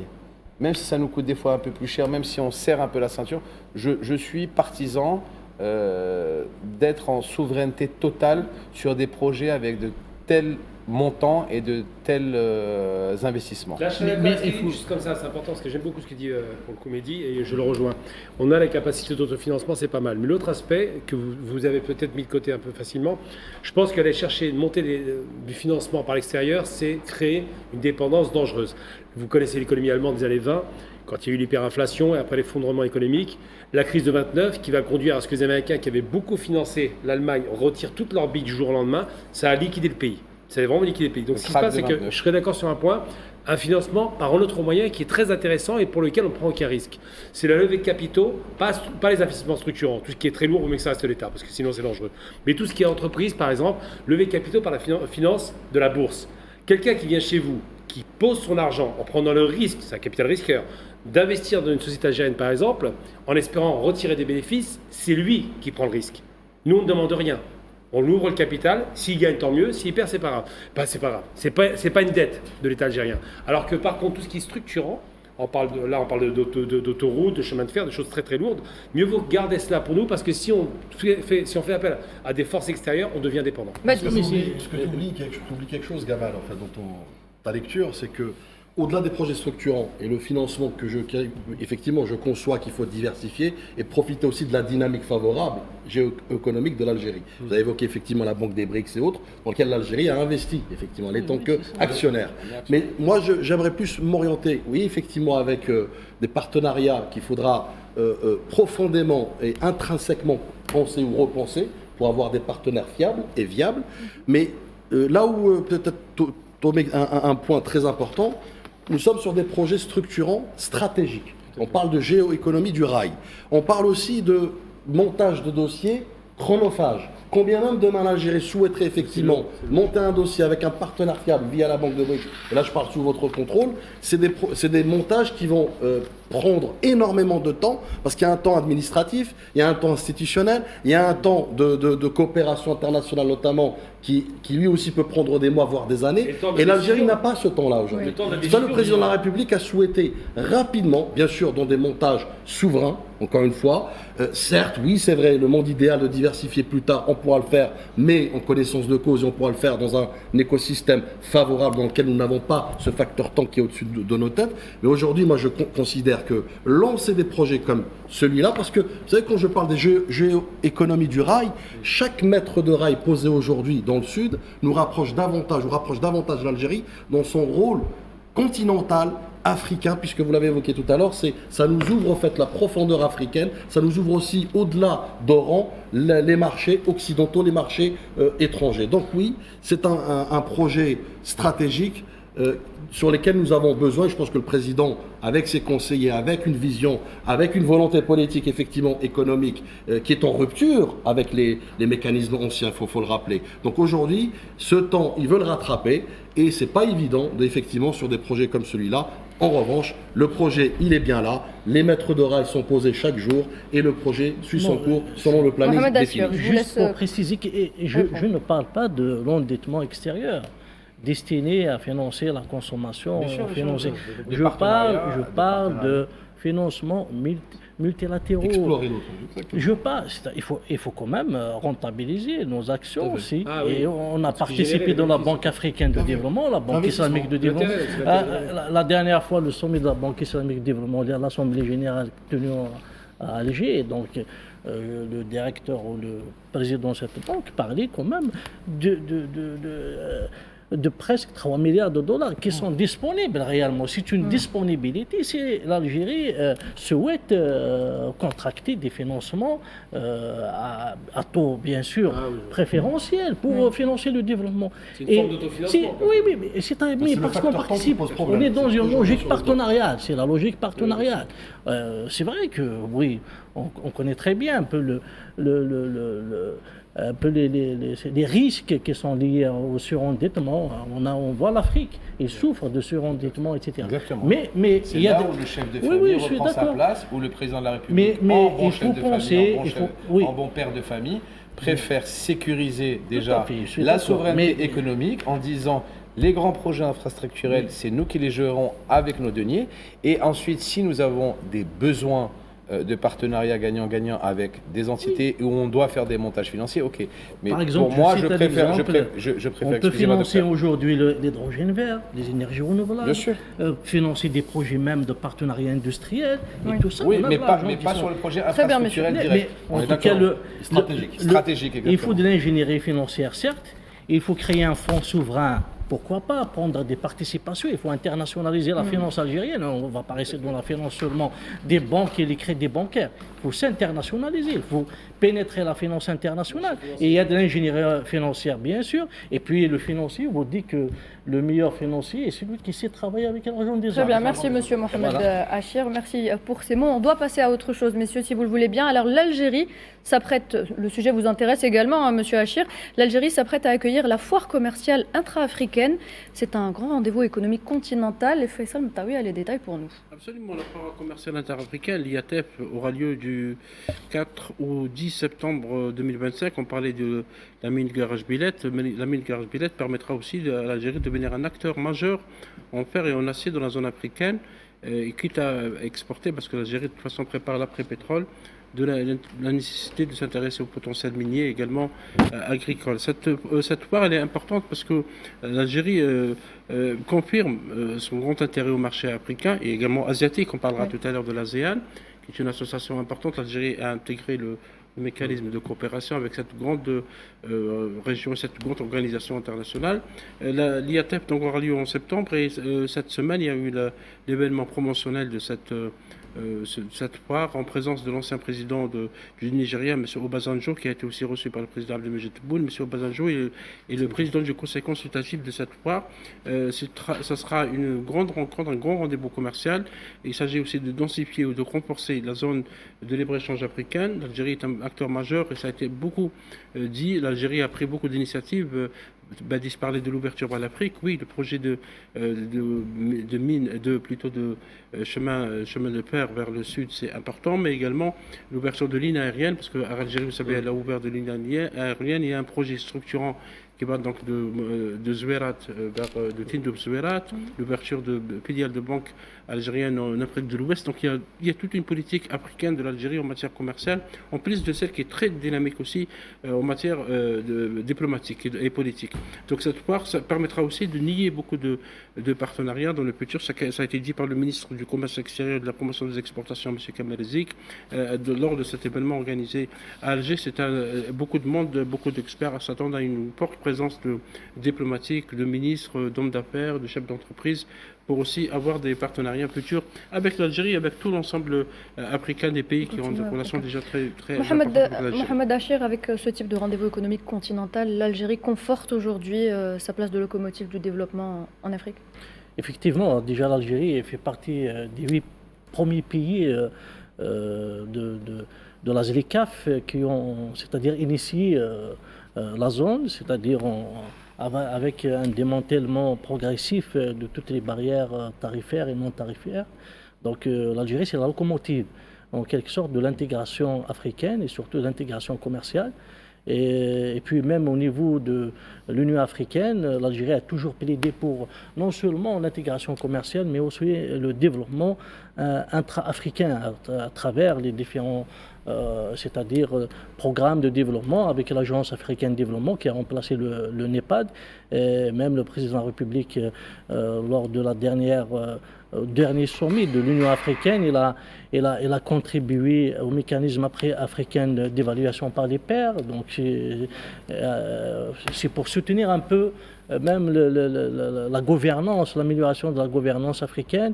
Et donc on peut dire que la politique panafricaniste de l'Algérie est très connue depuis l'indépendance et cela on le recèle aujourd'hui aussi, même dans l'augmentation même des échanges avec les pays africains et surtout l'Algérie l'appelle aussi à créer carrément des chaînes de valeur régionales africaines intégrées, c'est-à-dire au-delà de l'échange des biens et des services, mais carrément partager la valeur entre les Africains de façon justement à créer une chaîne de valeur. Et d'ailleurs, même la politique de création des zones franches frontalières décidée par le président de la République, c'était aussi dans c'est-à-dire dans cette approche de développement carrément de l'industrie intégrée avec les pays africains, surtout aux frontières du pays.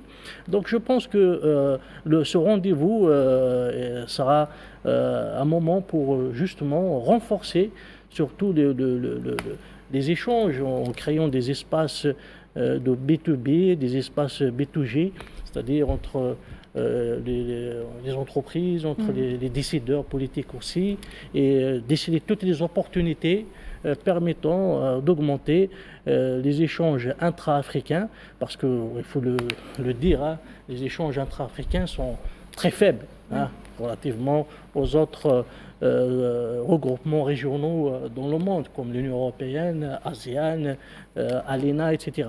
Donc c'est le moment pour faire connaître aussi le potentiel africain en matière industrielle, en matière des services, et faire connaître les opportunités d'investissement. Et surtout, vous savez que la matière première africaine, elle est au service davantage des économies industrialisées, que ce soit l'Europe, l'Asie, aux États-Unis, mais pas au service de l'industrie africaine. Donc peut-être que les Africains qui s'industrialisent achètent en deuxième ou troisième main leur propre matière première. Donc cela renseigne un peu de cette...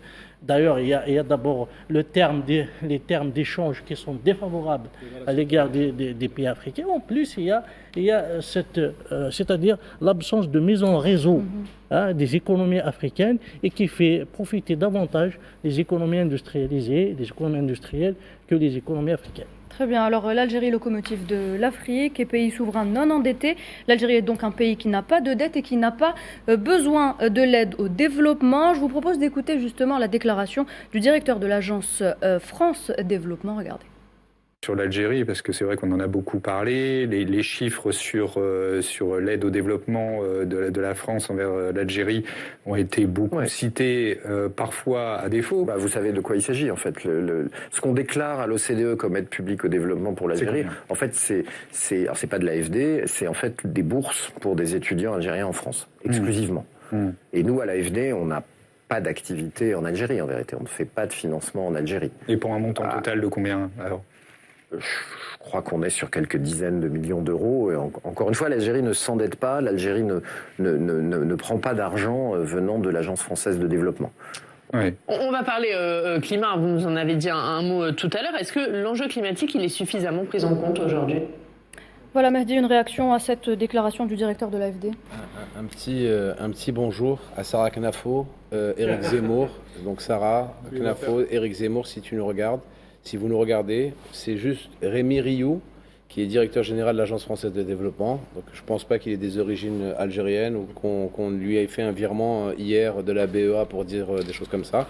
Donc l'Algérie ne s'endette pas et ce n'est pas l'Agence française de développement qui fait des dons à l'Algérie. Donc voilà, Sarah, Eric, si vous nous écoutez, voilà, bienvenue en Algérie. Alors messieurs, au contraire de l'Algérie, le Maroc, donc pays voisin, lui, est confronté à cette pauvreté, à cet endettement. Le Maroc, donc, où une vague de protestations s'est élevée une fois de plus. Les Marocains dénoncent, Faisal, la misère sociale et la répression du Marzan. Absolument, parce que le Maroc, c'est vrai qu'il y a une diplomatie qui fait beaucoup de bruit pour faire oublier les problèmes sociaux, parce qu'on avait des manifestations, notamment dans le Rif, au nord. Les gens, on a vu quelques vidéos qui ils sont passés sur les réseaux sociaux parce que les médias marocains n'en parlent pas. Des gens sont sortis pour réclamer de l'eau, réclamer des hôpitaux, réclamer des routes. C'est du social, bref, c'est du développement local parce que le pays a souffert d'un séisme, mais la reconstruction tant promise par le Palais Royal n'a pas eu lieu. Au contraire, on a tout fait pour qu'on oublie ce qui s'est passé, qu'on connaisse par exemple des villages du Grand Atlas où il y a une pauvreté extrême, ça c'est les organisations internationales qui le disent, dans cette misère, d'où ce ras-le-bol populaire contre la politique menée par Aziz Akhnouch, parce qu'Aziz Akhnouch voudrait apparemment sanctionner les gens du Rif, qu'on voit à l'image, du fait qu'il n'ait pas voté lors des dernières élections, parce que c'était un vote sanction. Donc si vous ne votez pas pour mon parti, parce qu'il ne faut pas oublier qu'Aziz Akhnouch est un homme d'affaires. D'abord, avant d'être un homme politique, c'est un archimilliardaire qui est très proche du Palais Royal. Donc vous n'avez pas voté pour mon parti, je vous laisse dans la misère. Et à un moment donné, la patience populaire a des limites. D'où cette manifestation parce que le Maroc connaît aussi d'autres manifestations liées notamment à la reconnaissance ou à la relation avec la normalisation du camp des sionistes, qui est en train de commettre des crimes de guerre, des crimes contre l'humanité à Gaza, qui continue de le faire, puisque chaque jour il y a des morts à Gaza. Et donc ce ras-le-bol populaire est en train de se développer malgré le silence des médias, y compris les médias occidentaux qui n'ont rien vu. Il ne se passe rien au Maroc pour eux, parce que tout le monde a des relations avec ce pays. Il a des palais à Marrakech, il a des avantages, etc. On connaît comment fonctionne la diplomatie du chéquier marocain. Et donc ce ras-le-bol populaire risque de prendre de l'ampleur les prochains mois, malgré donc les silences, malgré la répression. La population a atteint une limite de sa patience. Et toujours à propos de pauvreté et de précarité, regardez mesdames et messieurs ces quelques images, on revient dans quelques instants. Au Maroc, certains vivent dans le luxe, comme s'ils habitaient un autre monde, alors qu'ici, la patience seule ne nourrit pas et ne crée pas la justice. Il n'y aura pas de dignité si nous ne l'arrachons pas. Sur le plateau, heureux. Rien ici n'est vraiment heureux. Des hommes, des femmes, des enfants marchent sur des pieds fatigués, portant sur leurs épaules la fatigue des montagnes et la patience des années. Ils marchent vers Beni Mellal, vers le siège d'une wilaya qui n'écoute pas et d'un conseil régional qui ne voit rien. Là-haut, il y a des palais, des jardins, des lacs qui ne manquent jamais d'eau, alors qu'ici, la soif habite les villages, les écoles se vident et les routes restent coupées. Ces gens n'ont pas demandé grand-chose, juste une école qui préserve la dignité de leurs enfants, une route qui sauve un malade, de l'eau qui ne nécessite pas de pot de vin pour couler. Mais dans un pays où l'on couvre les routes de roses pour les cortèges officiels, la montagne reste seule, sans roses, sans promesses tenues, sans justice. Il est temps pour la montagne de comprendre que ses droits ne se donnent pas, ils se prennent, et que les promesses qui reviennent tous les 5 ans ne construisent ni école, ni route, ni dignité pour les ventres vides. Voilà, Mohamed Achir, on constate des inégalités profondes dans ce pays voisin. Oui, tout à fait. Hein, c'est carrément de la spoliation des richesses du peuple marocain pour servir des puissances étrangères et servir aussi l'entité sioniste carrément. On a vu l'histoire aussi de la culture de l'avocat, comment ils ont pompé des quantités d'eau très importantes et au détriment des cultures stratégiques et au détriment même de l'agriculture des populations locales. Donc tout ça, c'est des injustices qui sont infligées à l'égard du peuple marocain qui vit dans la misère. Il faut rappeler que le Maroc a été toujours cité parmi les pays aussi les plus inégalitaires au monde. Hein. Il y a des rapports de plusieurs ONG internationales qui le citent parmi les pays les plus inégalitaires. Donc il y a en plus de ça, donc, ces inégalités, on trouve aussi un peu même quand on parle de l'économie, effectivement, c'est une économie tout à fait dépendante du capital étranger. D'ailleurs, il y a beaucoup d'associations qui dénoncent la corruption dans ce pays. Voilà. Et quand on a une économie dépendante du capital étranger, donc on n'a pas de souveraineté nationale. Donc on n'a pas aussi de politique nationale. C'est pour cette raison qu'il n'y a pas de politique sociale dans ce pays. Et il n'y a que de tribut social qui est payé par le peuple marocain, malheureusement. Et on voit, j'ai déjà visionné des reportages par rapport au séisme. Je ne me rappelle pas de l'année du séisme. Donc, à ce jour, des milliers de familles qui ne sont pas encore logées. Hein, ils sont livrés à eux-mêmes en pleine nature. Donc tout ça renseigne un peu d'un système, d'un régime de Makhzen qui est despotique, autoritaire et qui est en train de servir les puissances étrangères au détriment du peuple marocain. Eh bien, je pense qu'il faut rappeler à certaines personnes qui ne le savent peut-être pas ou qui font semblant de ne pas le savoir qu'il y a certaines régions rurales qui n'ont ni eau ni électricité. J'aimerais d'abord rebondir sur effectivement le séisme, vous faites bien de le dire.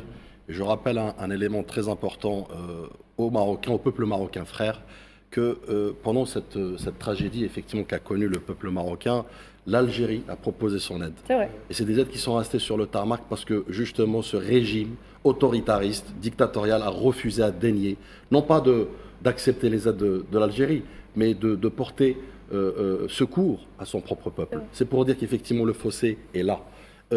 Oui, effectivement, on parle d'un pays précaire, économiquement, précaire politiquement également, puisqu'il y a une guerre de succession qui se trame.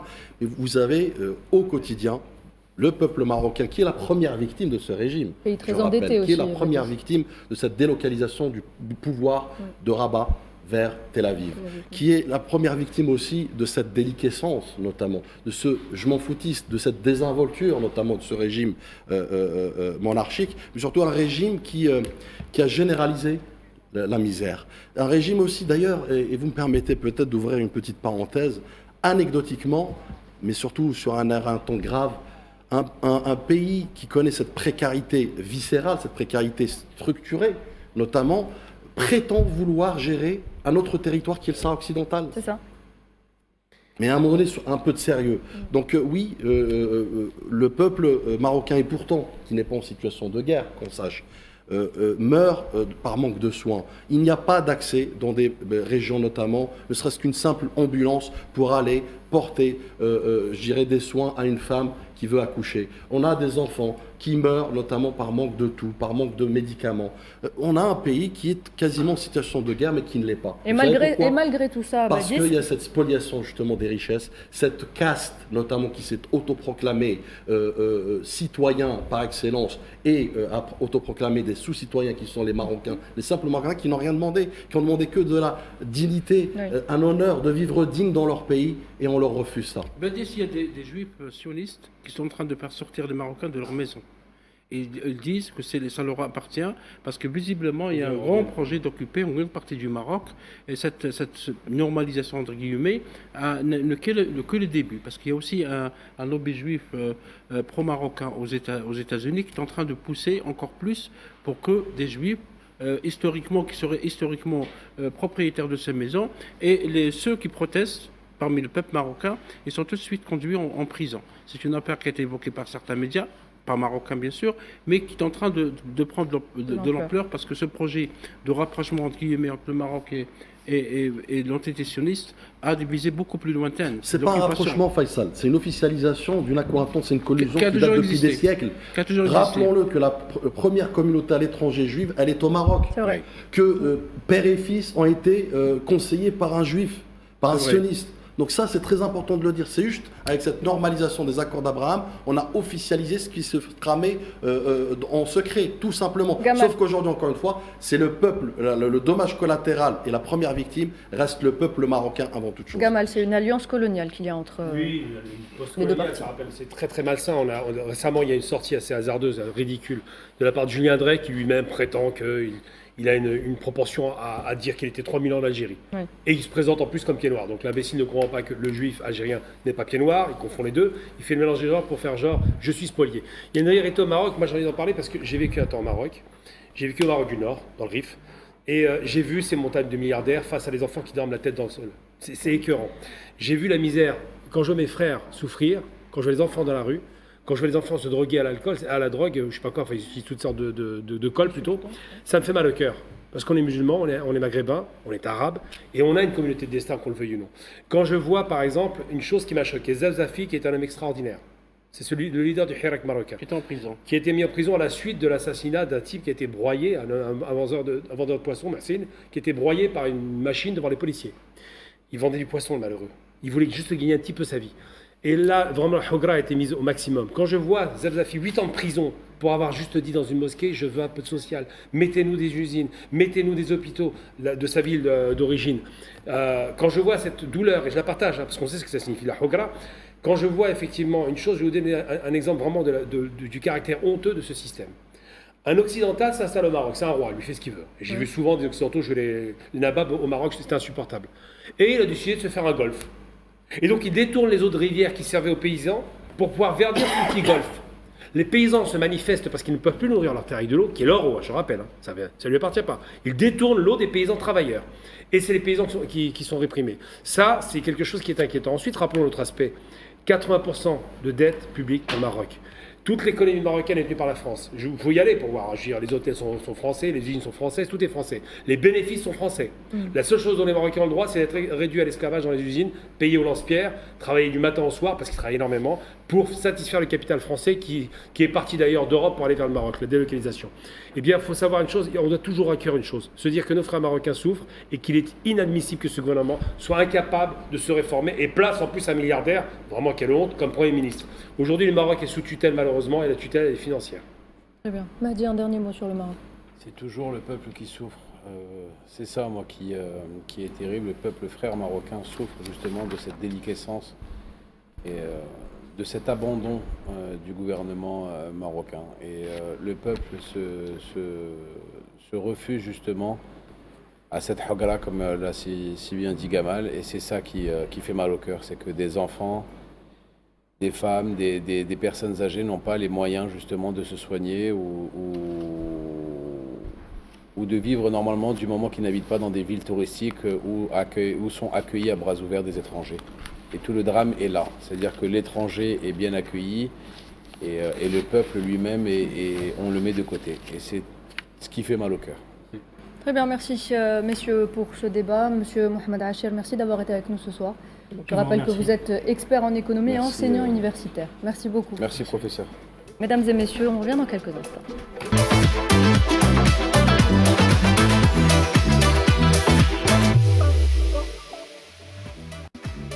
Vous êtes toujours sur Al24 News. Hebdo Show revient pour sa dernière partie. Nariman Zekar nous a rejoint autour de la table. Bonsoir Nariman. Bonsoir Noël, bonsoir messieurs. Et nous avons également le plaisir d'avoir avec nous Monsieur Tarek Ouhadj, organisateur de l'Algérie Festival. Bonsoir, merci pour l'invitation. Merci à vous de l'avoir accepté. Alors avant de vous donner la parole, Nariman, on va revenir à notre sujet de tout à l'heure qui est les manifestations qui se déroulent toujours au Maroc. Le Maroc donc qui est un pays touché par la précarité et par la misère sociale, Faisal. Absolument, parce qu'il y a quelques semaines, il y a eu la manifestation des enseignants. Le corps enseignant a beaucoup protesté contre la politique menée par le gouvernement Khanouch.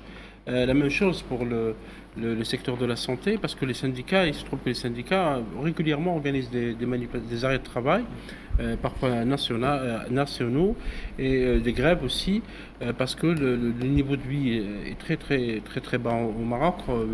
Badis et Gamel, Mahdi en ont parlé, et ces protestations parfois passent inaperçues. Et là, ces derniers jours, non, ça augmente. Ça veut dire qu'il y a des manifestations dans la région de Khenifra, de Bni Mellal, dans la région du Rif, etc. D'abord, les gens ont entendu, comme l'a souligné Badis, qu'il y ait des reconstructions après le séisme. Les reconstructions n'ont pas eu lieu, et même l'argent a été détourné. Ça, c'est des associations marocaines de lutte contre la corruption qui l'évoquent. Et donc, cette situation sociale est en train de prendre de l'ampleur, de la protestation. Personne ne sait comment les choses vont suivre, d'autant plus que la partie marocaine, pour détourner l'attention, évidemment, il lance des campagnes anti-algériennes. J'aimerais juste apporter aussi d'autres éléments, et les chiffres sont têtus. Et c'est des chiffres qui émanent du ministère lui-même de la Santé marocaine. Okay. Donc c'est juste pour vous dire qu'effectivement, il y a une objectivité dans l'approche. Vous savez qu'au Maroc, il n'y a pas de couverture sociale, elle n'existe pas.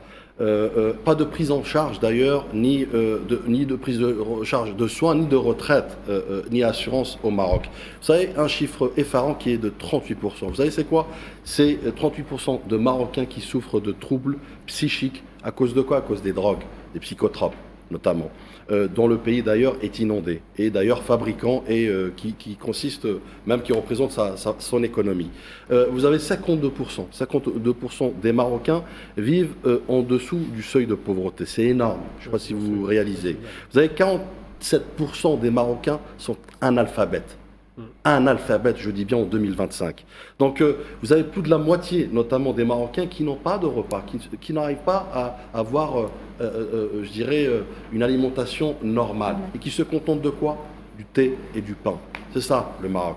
Et puis vous avez des milliers de Marocains atteints de sida. Ça aussi, c'est des faits, c'est des chiffres documentés par leur propre ministère.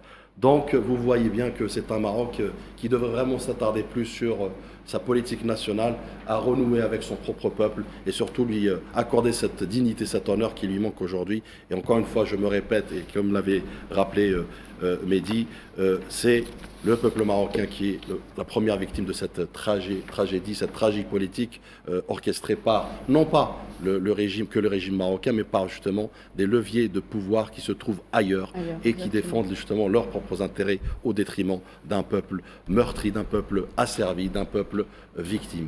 Très bien, merci Badis, merci Faisal. On revient à vous Nariman, et vous avez décidé de nous parler tout d'abord, avant d'aller vers l'Algérie, de cette expo universelle, l'expo universelle d'Osaka au Japon. Exactement, en direction le Japon, plus précisément à Osaka, où vous savez, Osaka qui a accueilli cette semaine l'exposition universelle 2025, et parmi 150 pays participants, un pavillon a particulièrement attiré l'attention, c'est bien sûr celui de l'Algérie, l'Algérie qui a séduit le Japon et qui a su mettre aussi en avant ses atouts, et c'est le Premier ministre Nader Al-Arbaoui, chargé de superviser la cérémonie d'ouverture de la journée nationale sur place, qui a justement rappelé les réformes globales initiées par le président de la République Abdelmadjid Tebboune pour améliorer justement le climat d'investissement. Outre les aspects diplomatiques et économiques, bien sûr, le pavillon algérien a su se distinguer par son originalité et sa profondeur culturelle. Il a été pensé comme un voyage sensoriel à travers les régions du pays. Il a combiné innovation technologique, mise en scène immersive et patrimoine authentique avec ses diverses expositions. L'Algérie, qui à travers sa participation a choisi de se positionner comme une destination touristique d'exception. Tout a été mis en avant pour justement démontrer que l'Algérie est un pays accueillant, riche et authentique. D'ailleurs, plusieurs influenceurs japonais ont été invités en Algérie ces derniers mois pour leur faire découvrir la destination algérienne qui est, on le sait, méconnue en Asie. Et puis, 63 ans après l'indépendance, ce pavillon constitue aussi un symbole fort, celui d'un pays qui regarde vers l'Asie et donc vers le futur, n'est-ce pas, Badis? Tout à fait. On a là véritablement la diplomatie douce, la diplomatie justement du patrimoine, la diplomatie culturelle, comme on voit là effectivement hisser le drapeau algérien dans le fora des pays, des puissances, qui plus est au Japon. Vous savez, l'Algérie n'est pas un pays à découvrir, c'est un monde à explorer. Et je pense que l'Algérie aujourd'hui, à travers ses atouts, à travers ses potentialités, elle contribue, elle est en tout cas dans ce sillage pour y arriver. Juste un petit chiffre également en matière de statistiques, plus de 300% d'augmentation de délivrance de visas touristiques pour l'Asie. Donc c'est pour dire qu'effectivement l'Asie se dirige vers l'Algérie, l'Asie découvre l'Algérie et l'Algérie lui tend les mains. Le Japon, il faut noter, est parmi les premiers pays qui ont reconnu le GPR, le gouvernement provisoire algérien, et ça a été souligné par M. Nadel Al-Baoui.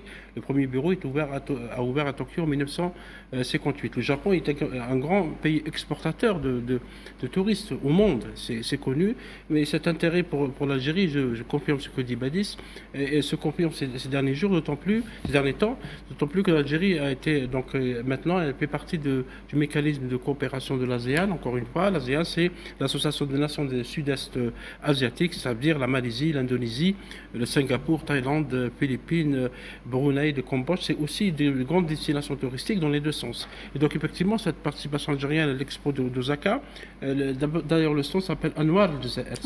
C'est les lumières d'Algérie et c'est l'un des stands les plus visités par les visiteurs qui sont des millions. C'est pas des milliers, mais c'est des millions qui visitent. Et ça, j'ai vu quelques images de ce qui a été présenté, surtout le patrimoine algérien, les villes algériennes, l'histoire de l'Algérie. Et c'est également une occasion pour attirer aussi les investisseurs. M. Al-Baoui a parlé de l'investissement en Algérie avec toutes les facilités accordées.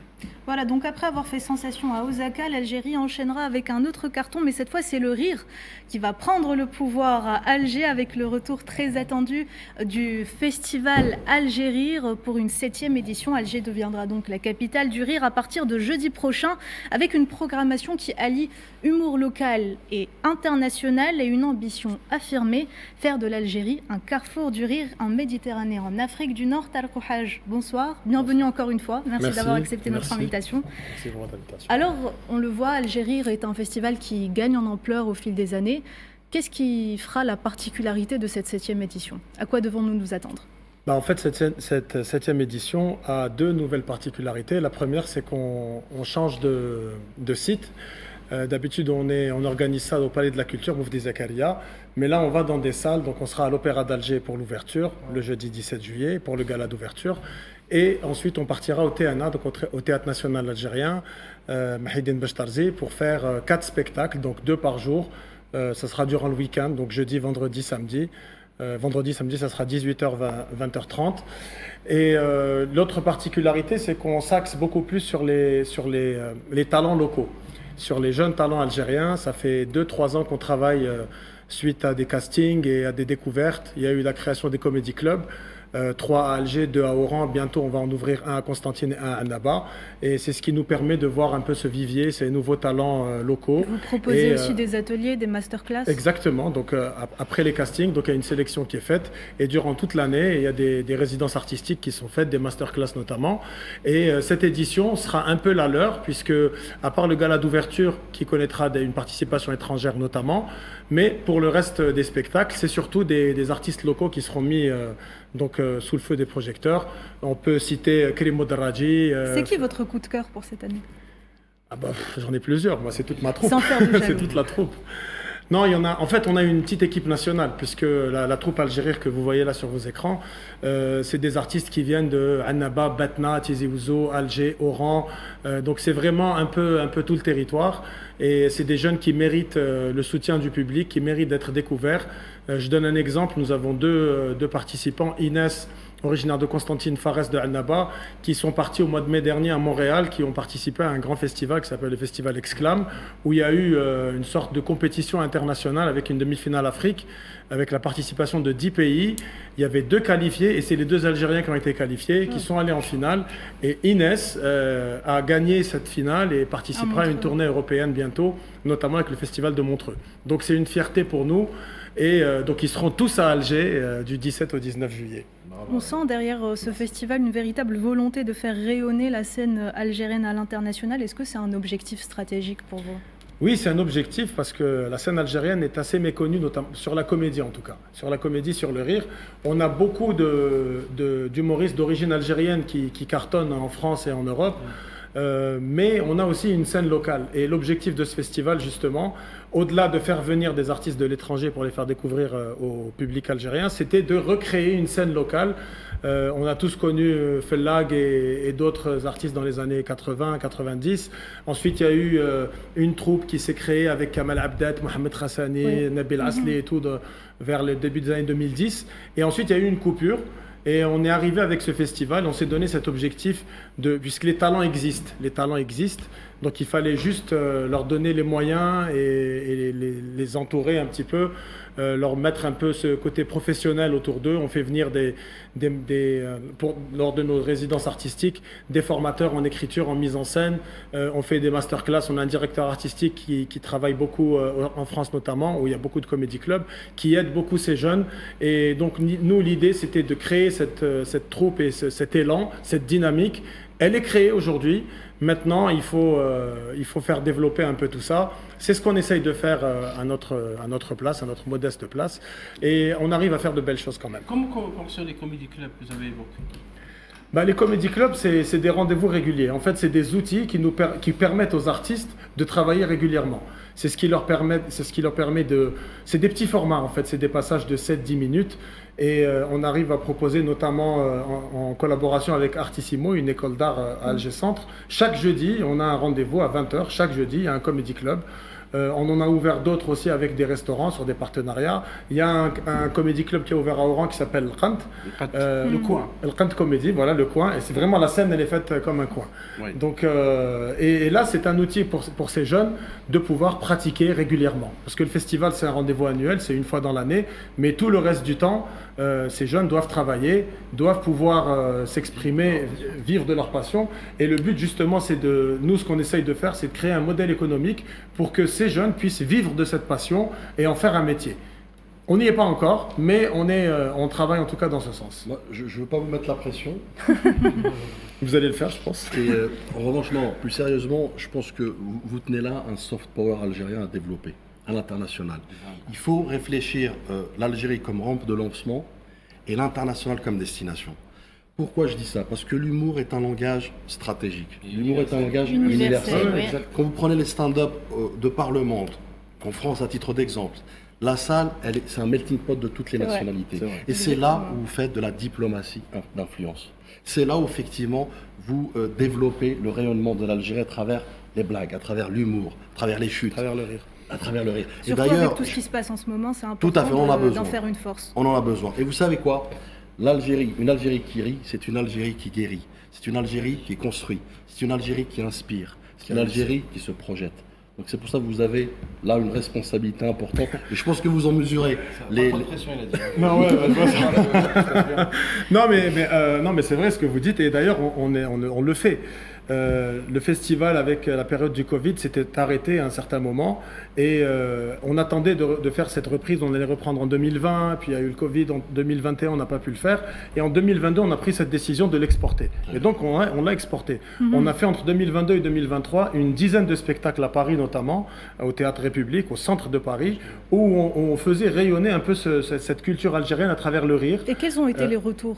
Les retours étaient simples. On avait des salles de comble à chaque fois. On était sur une salle de 480 places et on était comble à chaque fois. On faisait chaque dernier dimanche du mois. Il faut rêver grand. Oui, on espère. Pas du tout. Là, vous n'avez pas entendu, hein. L'Algérie qui rit, c'est une Algérie qui gay. Il a fait des rimes. Il a fait des rimes riches. On appelle ça des rimes riches. Il y a gay et Harry derrière aussi. Il faudrait participer peut-être, Badis, à l'Algérie. Qu'est-ce qui marque l'humour de 2025? Parce que l'humour, c'est les arts vivants, c'est les stand-up, c'est les one-man shows, etc. Qu'est-ce qui le marque aujourd'hui? De quoi les gens rient? Qu'est-ce qui les attire le plus? Ils rient des sujets de tous les jours. Après, chaque artiste, chaque humoriste parle de ça. Parce que le stand-up, c'est quoi? C'est quelqu'un qui parle de sa vie, de ses expériences, de ce qu'il vit tous les jours. Et nous, ça va de 19 ans jusqu'à 40 ans, donc la tranche d'âge qu'on a. Donc on a de l'étudiant qui raconte un peu ses anecdotes dans la cité universitaire ou à l'université ou même dans le quartier, au papa, le père de famille qui est là, qui travaille dans une entreprise et qui a 2 enfants et qui raconte un peu ses histoires. Donc on rit de tout. On est à l'ère du numérique aussi. On a beaucoup d'humoristes qui sont sur les réseaux sociaux. D'ailleurs, on en invite beaucoup à venir sur scène. Après, c'est pas un exercice facile pour eux, parce que la scène ne ment pas.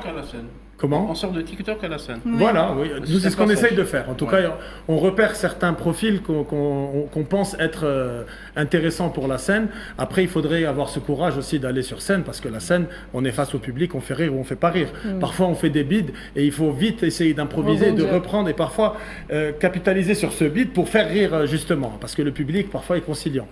Donc, voilà. J'ai une question intéressante par rapport à ça. Excuse-moi, il y a quelque chose qui est exceptionnel. Ce que vous faites, c'est que justement, vous essayez de faire vivre des jeunes de leur passion. Donc ça, déjà, bravo à vous, c'est juste exceptionnel de votre part. Le seul bémol, c'est que, comme Badis, comme moi et comme Gamal, on est très souvent sur Paris, mais moi, j'en ai pas entendu parler. Est-ce que vous manquez pas de communication dessus? Parce que moi, je vous le dis en toute honnêteté, Paris morose, Paris où tout est gris, où tous les gens font la gueule, voir des compatriotes à moi qui me font claffer de rire sur la scène, j'y vais en courant. Franchement, je prends le métro et j'y vais. Donc, est-ce que c'est pas justement ce manque de communication pour toucher la diaspora algérienne qui est friand de ça? Parce qu'il faut savoir une chose, c'est que l'Algérien, sous toutes ses formes, il attire. Sous toutes ses formes. Qu'il fasse de la cuisine, qu'il fasse du stand-up pour faire rire, qu'il fasse n'importe quoi, il attire. Donc si vous mettez le doigt sur la communication pour montrer comme quoi, voilà, telle date, vous êtes dans telle ville, je ne dis pas que Paris, hein, Paris n'est pas la France, mais pour toucher un maximum de gens de la diaspora, sachez une chose, c'est que vu le casting que vous avez, parce que j'ai lu quelques noms que moi je connais par rapport aux réseaux sociaux, vous faites pas 480 personnes, hein, fois 10 ou fois 20 ou fois 30. C'est terrible. Un exemple, il y a eu un salon à Lyon, qui a été fait d'une façon très rapide. Hein, ça a été un succès. Ça n'a pas été un succès. Ça a été. Ils ont fermé tellement ils pouvaient pas recevoir de monde. Vous comprenez ce que je veux dire? Et des mecs comme ça qui te donnent la joie de vivre et des Algériens qui te font rigoler des autres Algériens Fel Ghorba, il va y avoir une telle symbiose, une telle connexion. C'est le feu. Non, c'est vrai. On l'a vécu, le dernier spectacle qu'on a fait à Paris, c'était le 22 février. Jour de mon anniversaire. Juste, voilà. On fallait venir. Non, je rigole. Et c'était juste avant le mois de Ramadan, justement. Et on a fait le pari de prendre 3 jeunes d'ici. Donc on a pris Khalifa BMK qui est d'Oran, Inès de Constantine et Fares de Annaba. On les a emmenés à Paris et ils ont fait un carton. Au République, c'est ça? Au République, ils ont fait un carton. C'est le Naïm Jou d'ailleurs. Exactement. Dans le rire. Nous, on peut rire de tout. Ah oui. L'Algérien, je peux rire de tout. Est-ce que le public algérien est difficile? À des fous rires des gens qui étaient dans des enterrements. En fait, l'Algérien rit de tout et à n'importe quel moment. Moi, j'ai une question juste comme ça rapide, très court. Les humoristes, les plus gros humoristes français sont d'origine africaine en général et beaucoup de maghrébins. Ils cartonnent vraiment à fond. C'est vraiment le second degré. Les gens raffolent de leur humour. La question que je vous pose, c'est est-ce que vous êtes dans vos spectacles, est-ce que c'est en arabe, en français, est-ce que c'est mixte? C'est un mélange. D'accord. C'est un mélange. Voilà. Là, cette fois-ci, par exemple, on a Abdelkader Sector qui va jouer en arabe. C'est un tueur. Voilà, c'est le maître, c'est le grand frère un peu de tout ça.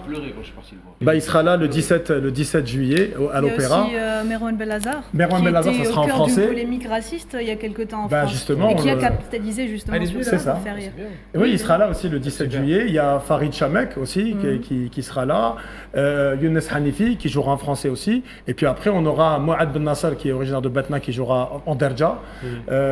Fares aussi, qui jouera en Derja. Et Inès aussi, qui peut jouer dans les deux. Franchement, chapeau et bravo. Donc bravo, voilà, donc c'est un mélange.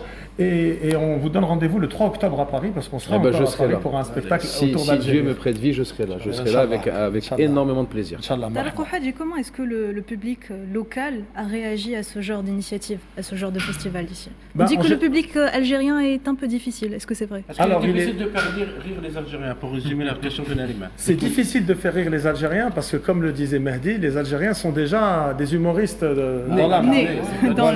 Donc, dans notre société, l'Algérie, moi je dis toujours que c'est un théâtre à ciel ouvert. Parce qu'on voit des situations et il n'y a que par le rire qu'on arrive à surmonter tout ça. Après, on a un vécu aussi. Donc, si on n'avait pas le rire, et c'est vrai ce que tu disais, Mehdi, tout à l'heure, parfois même dans des enterrements, on se retrouve à avoir des rires. Moi, j'ai vu des trucs où j'étais gêné. On pleurait d'ailleurs, on était dans des enterrements. Pourquoi? Parce qu'on était entre nous en train de boire un café sur le côté et l'un il parlait avec l'autre et après tu commences à rire, tu dis hey, les gars, on est dans un enterrement. Mais en fait, tu pleurais de rire. Et en fait, on rigole de tout et partout. C'est une force. C'est notre force.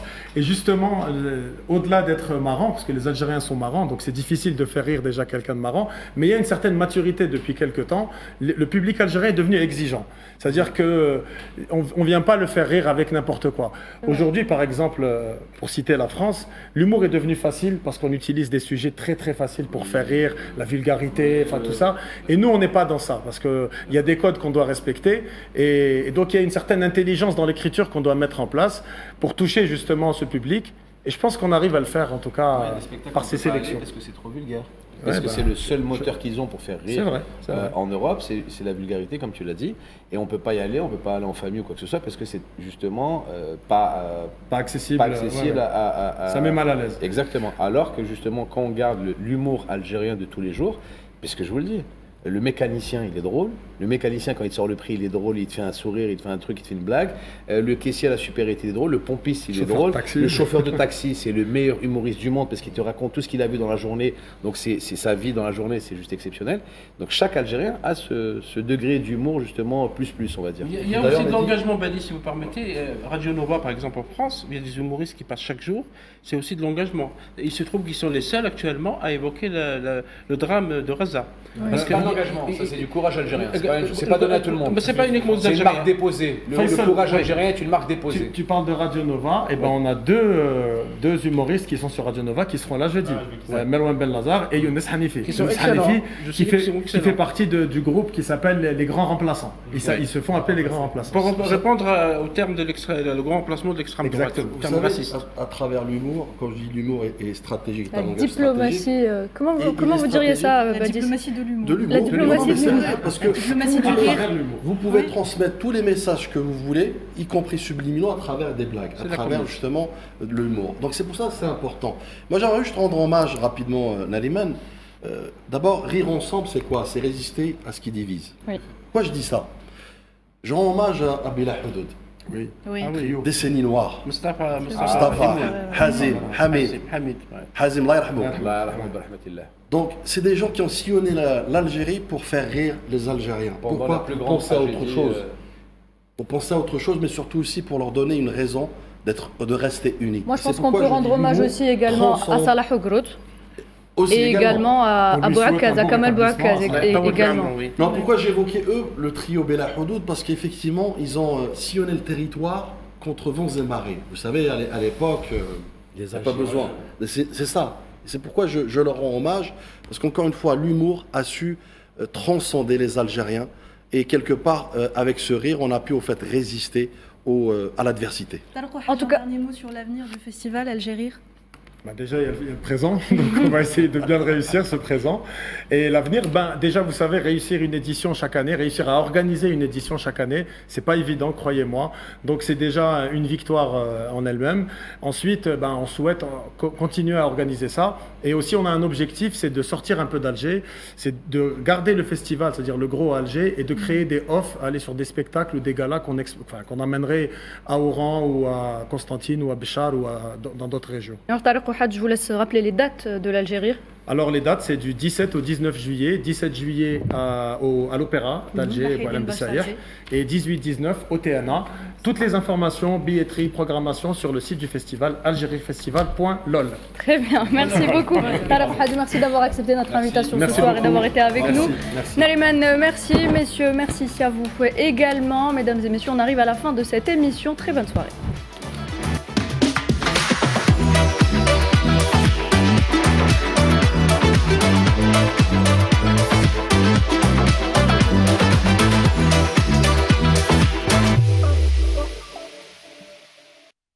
Enjoy the Algerian rhythm and discover new destinations with Air Algérie.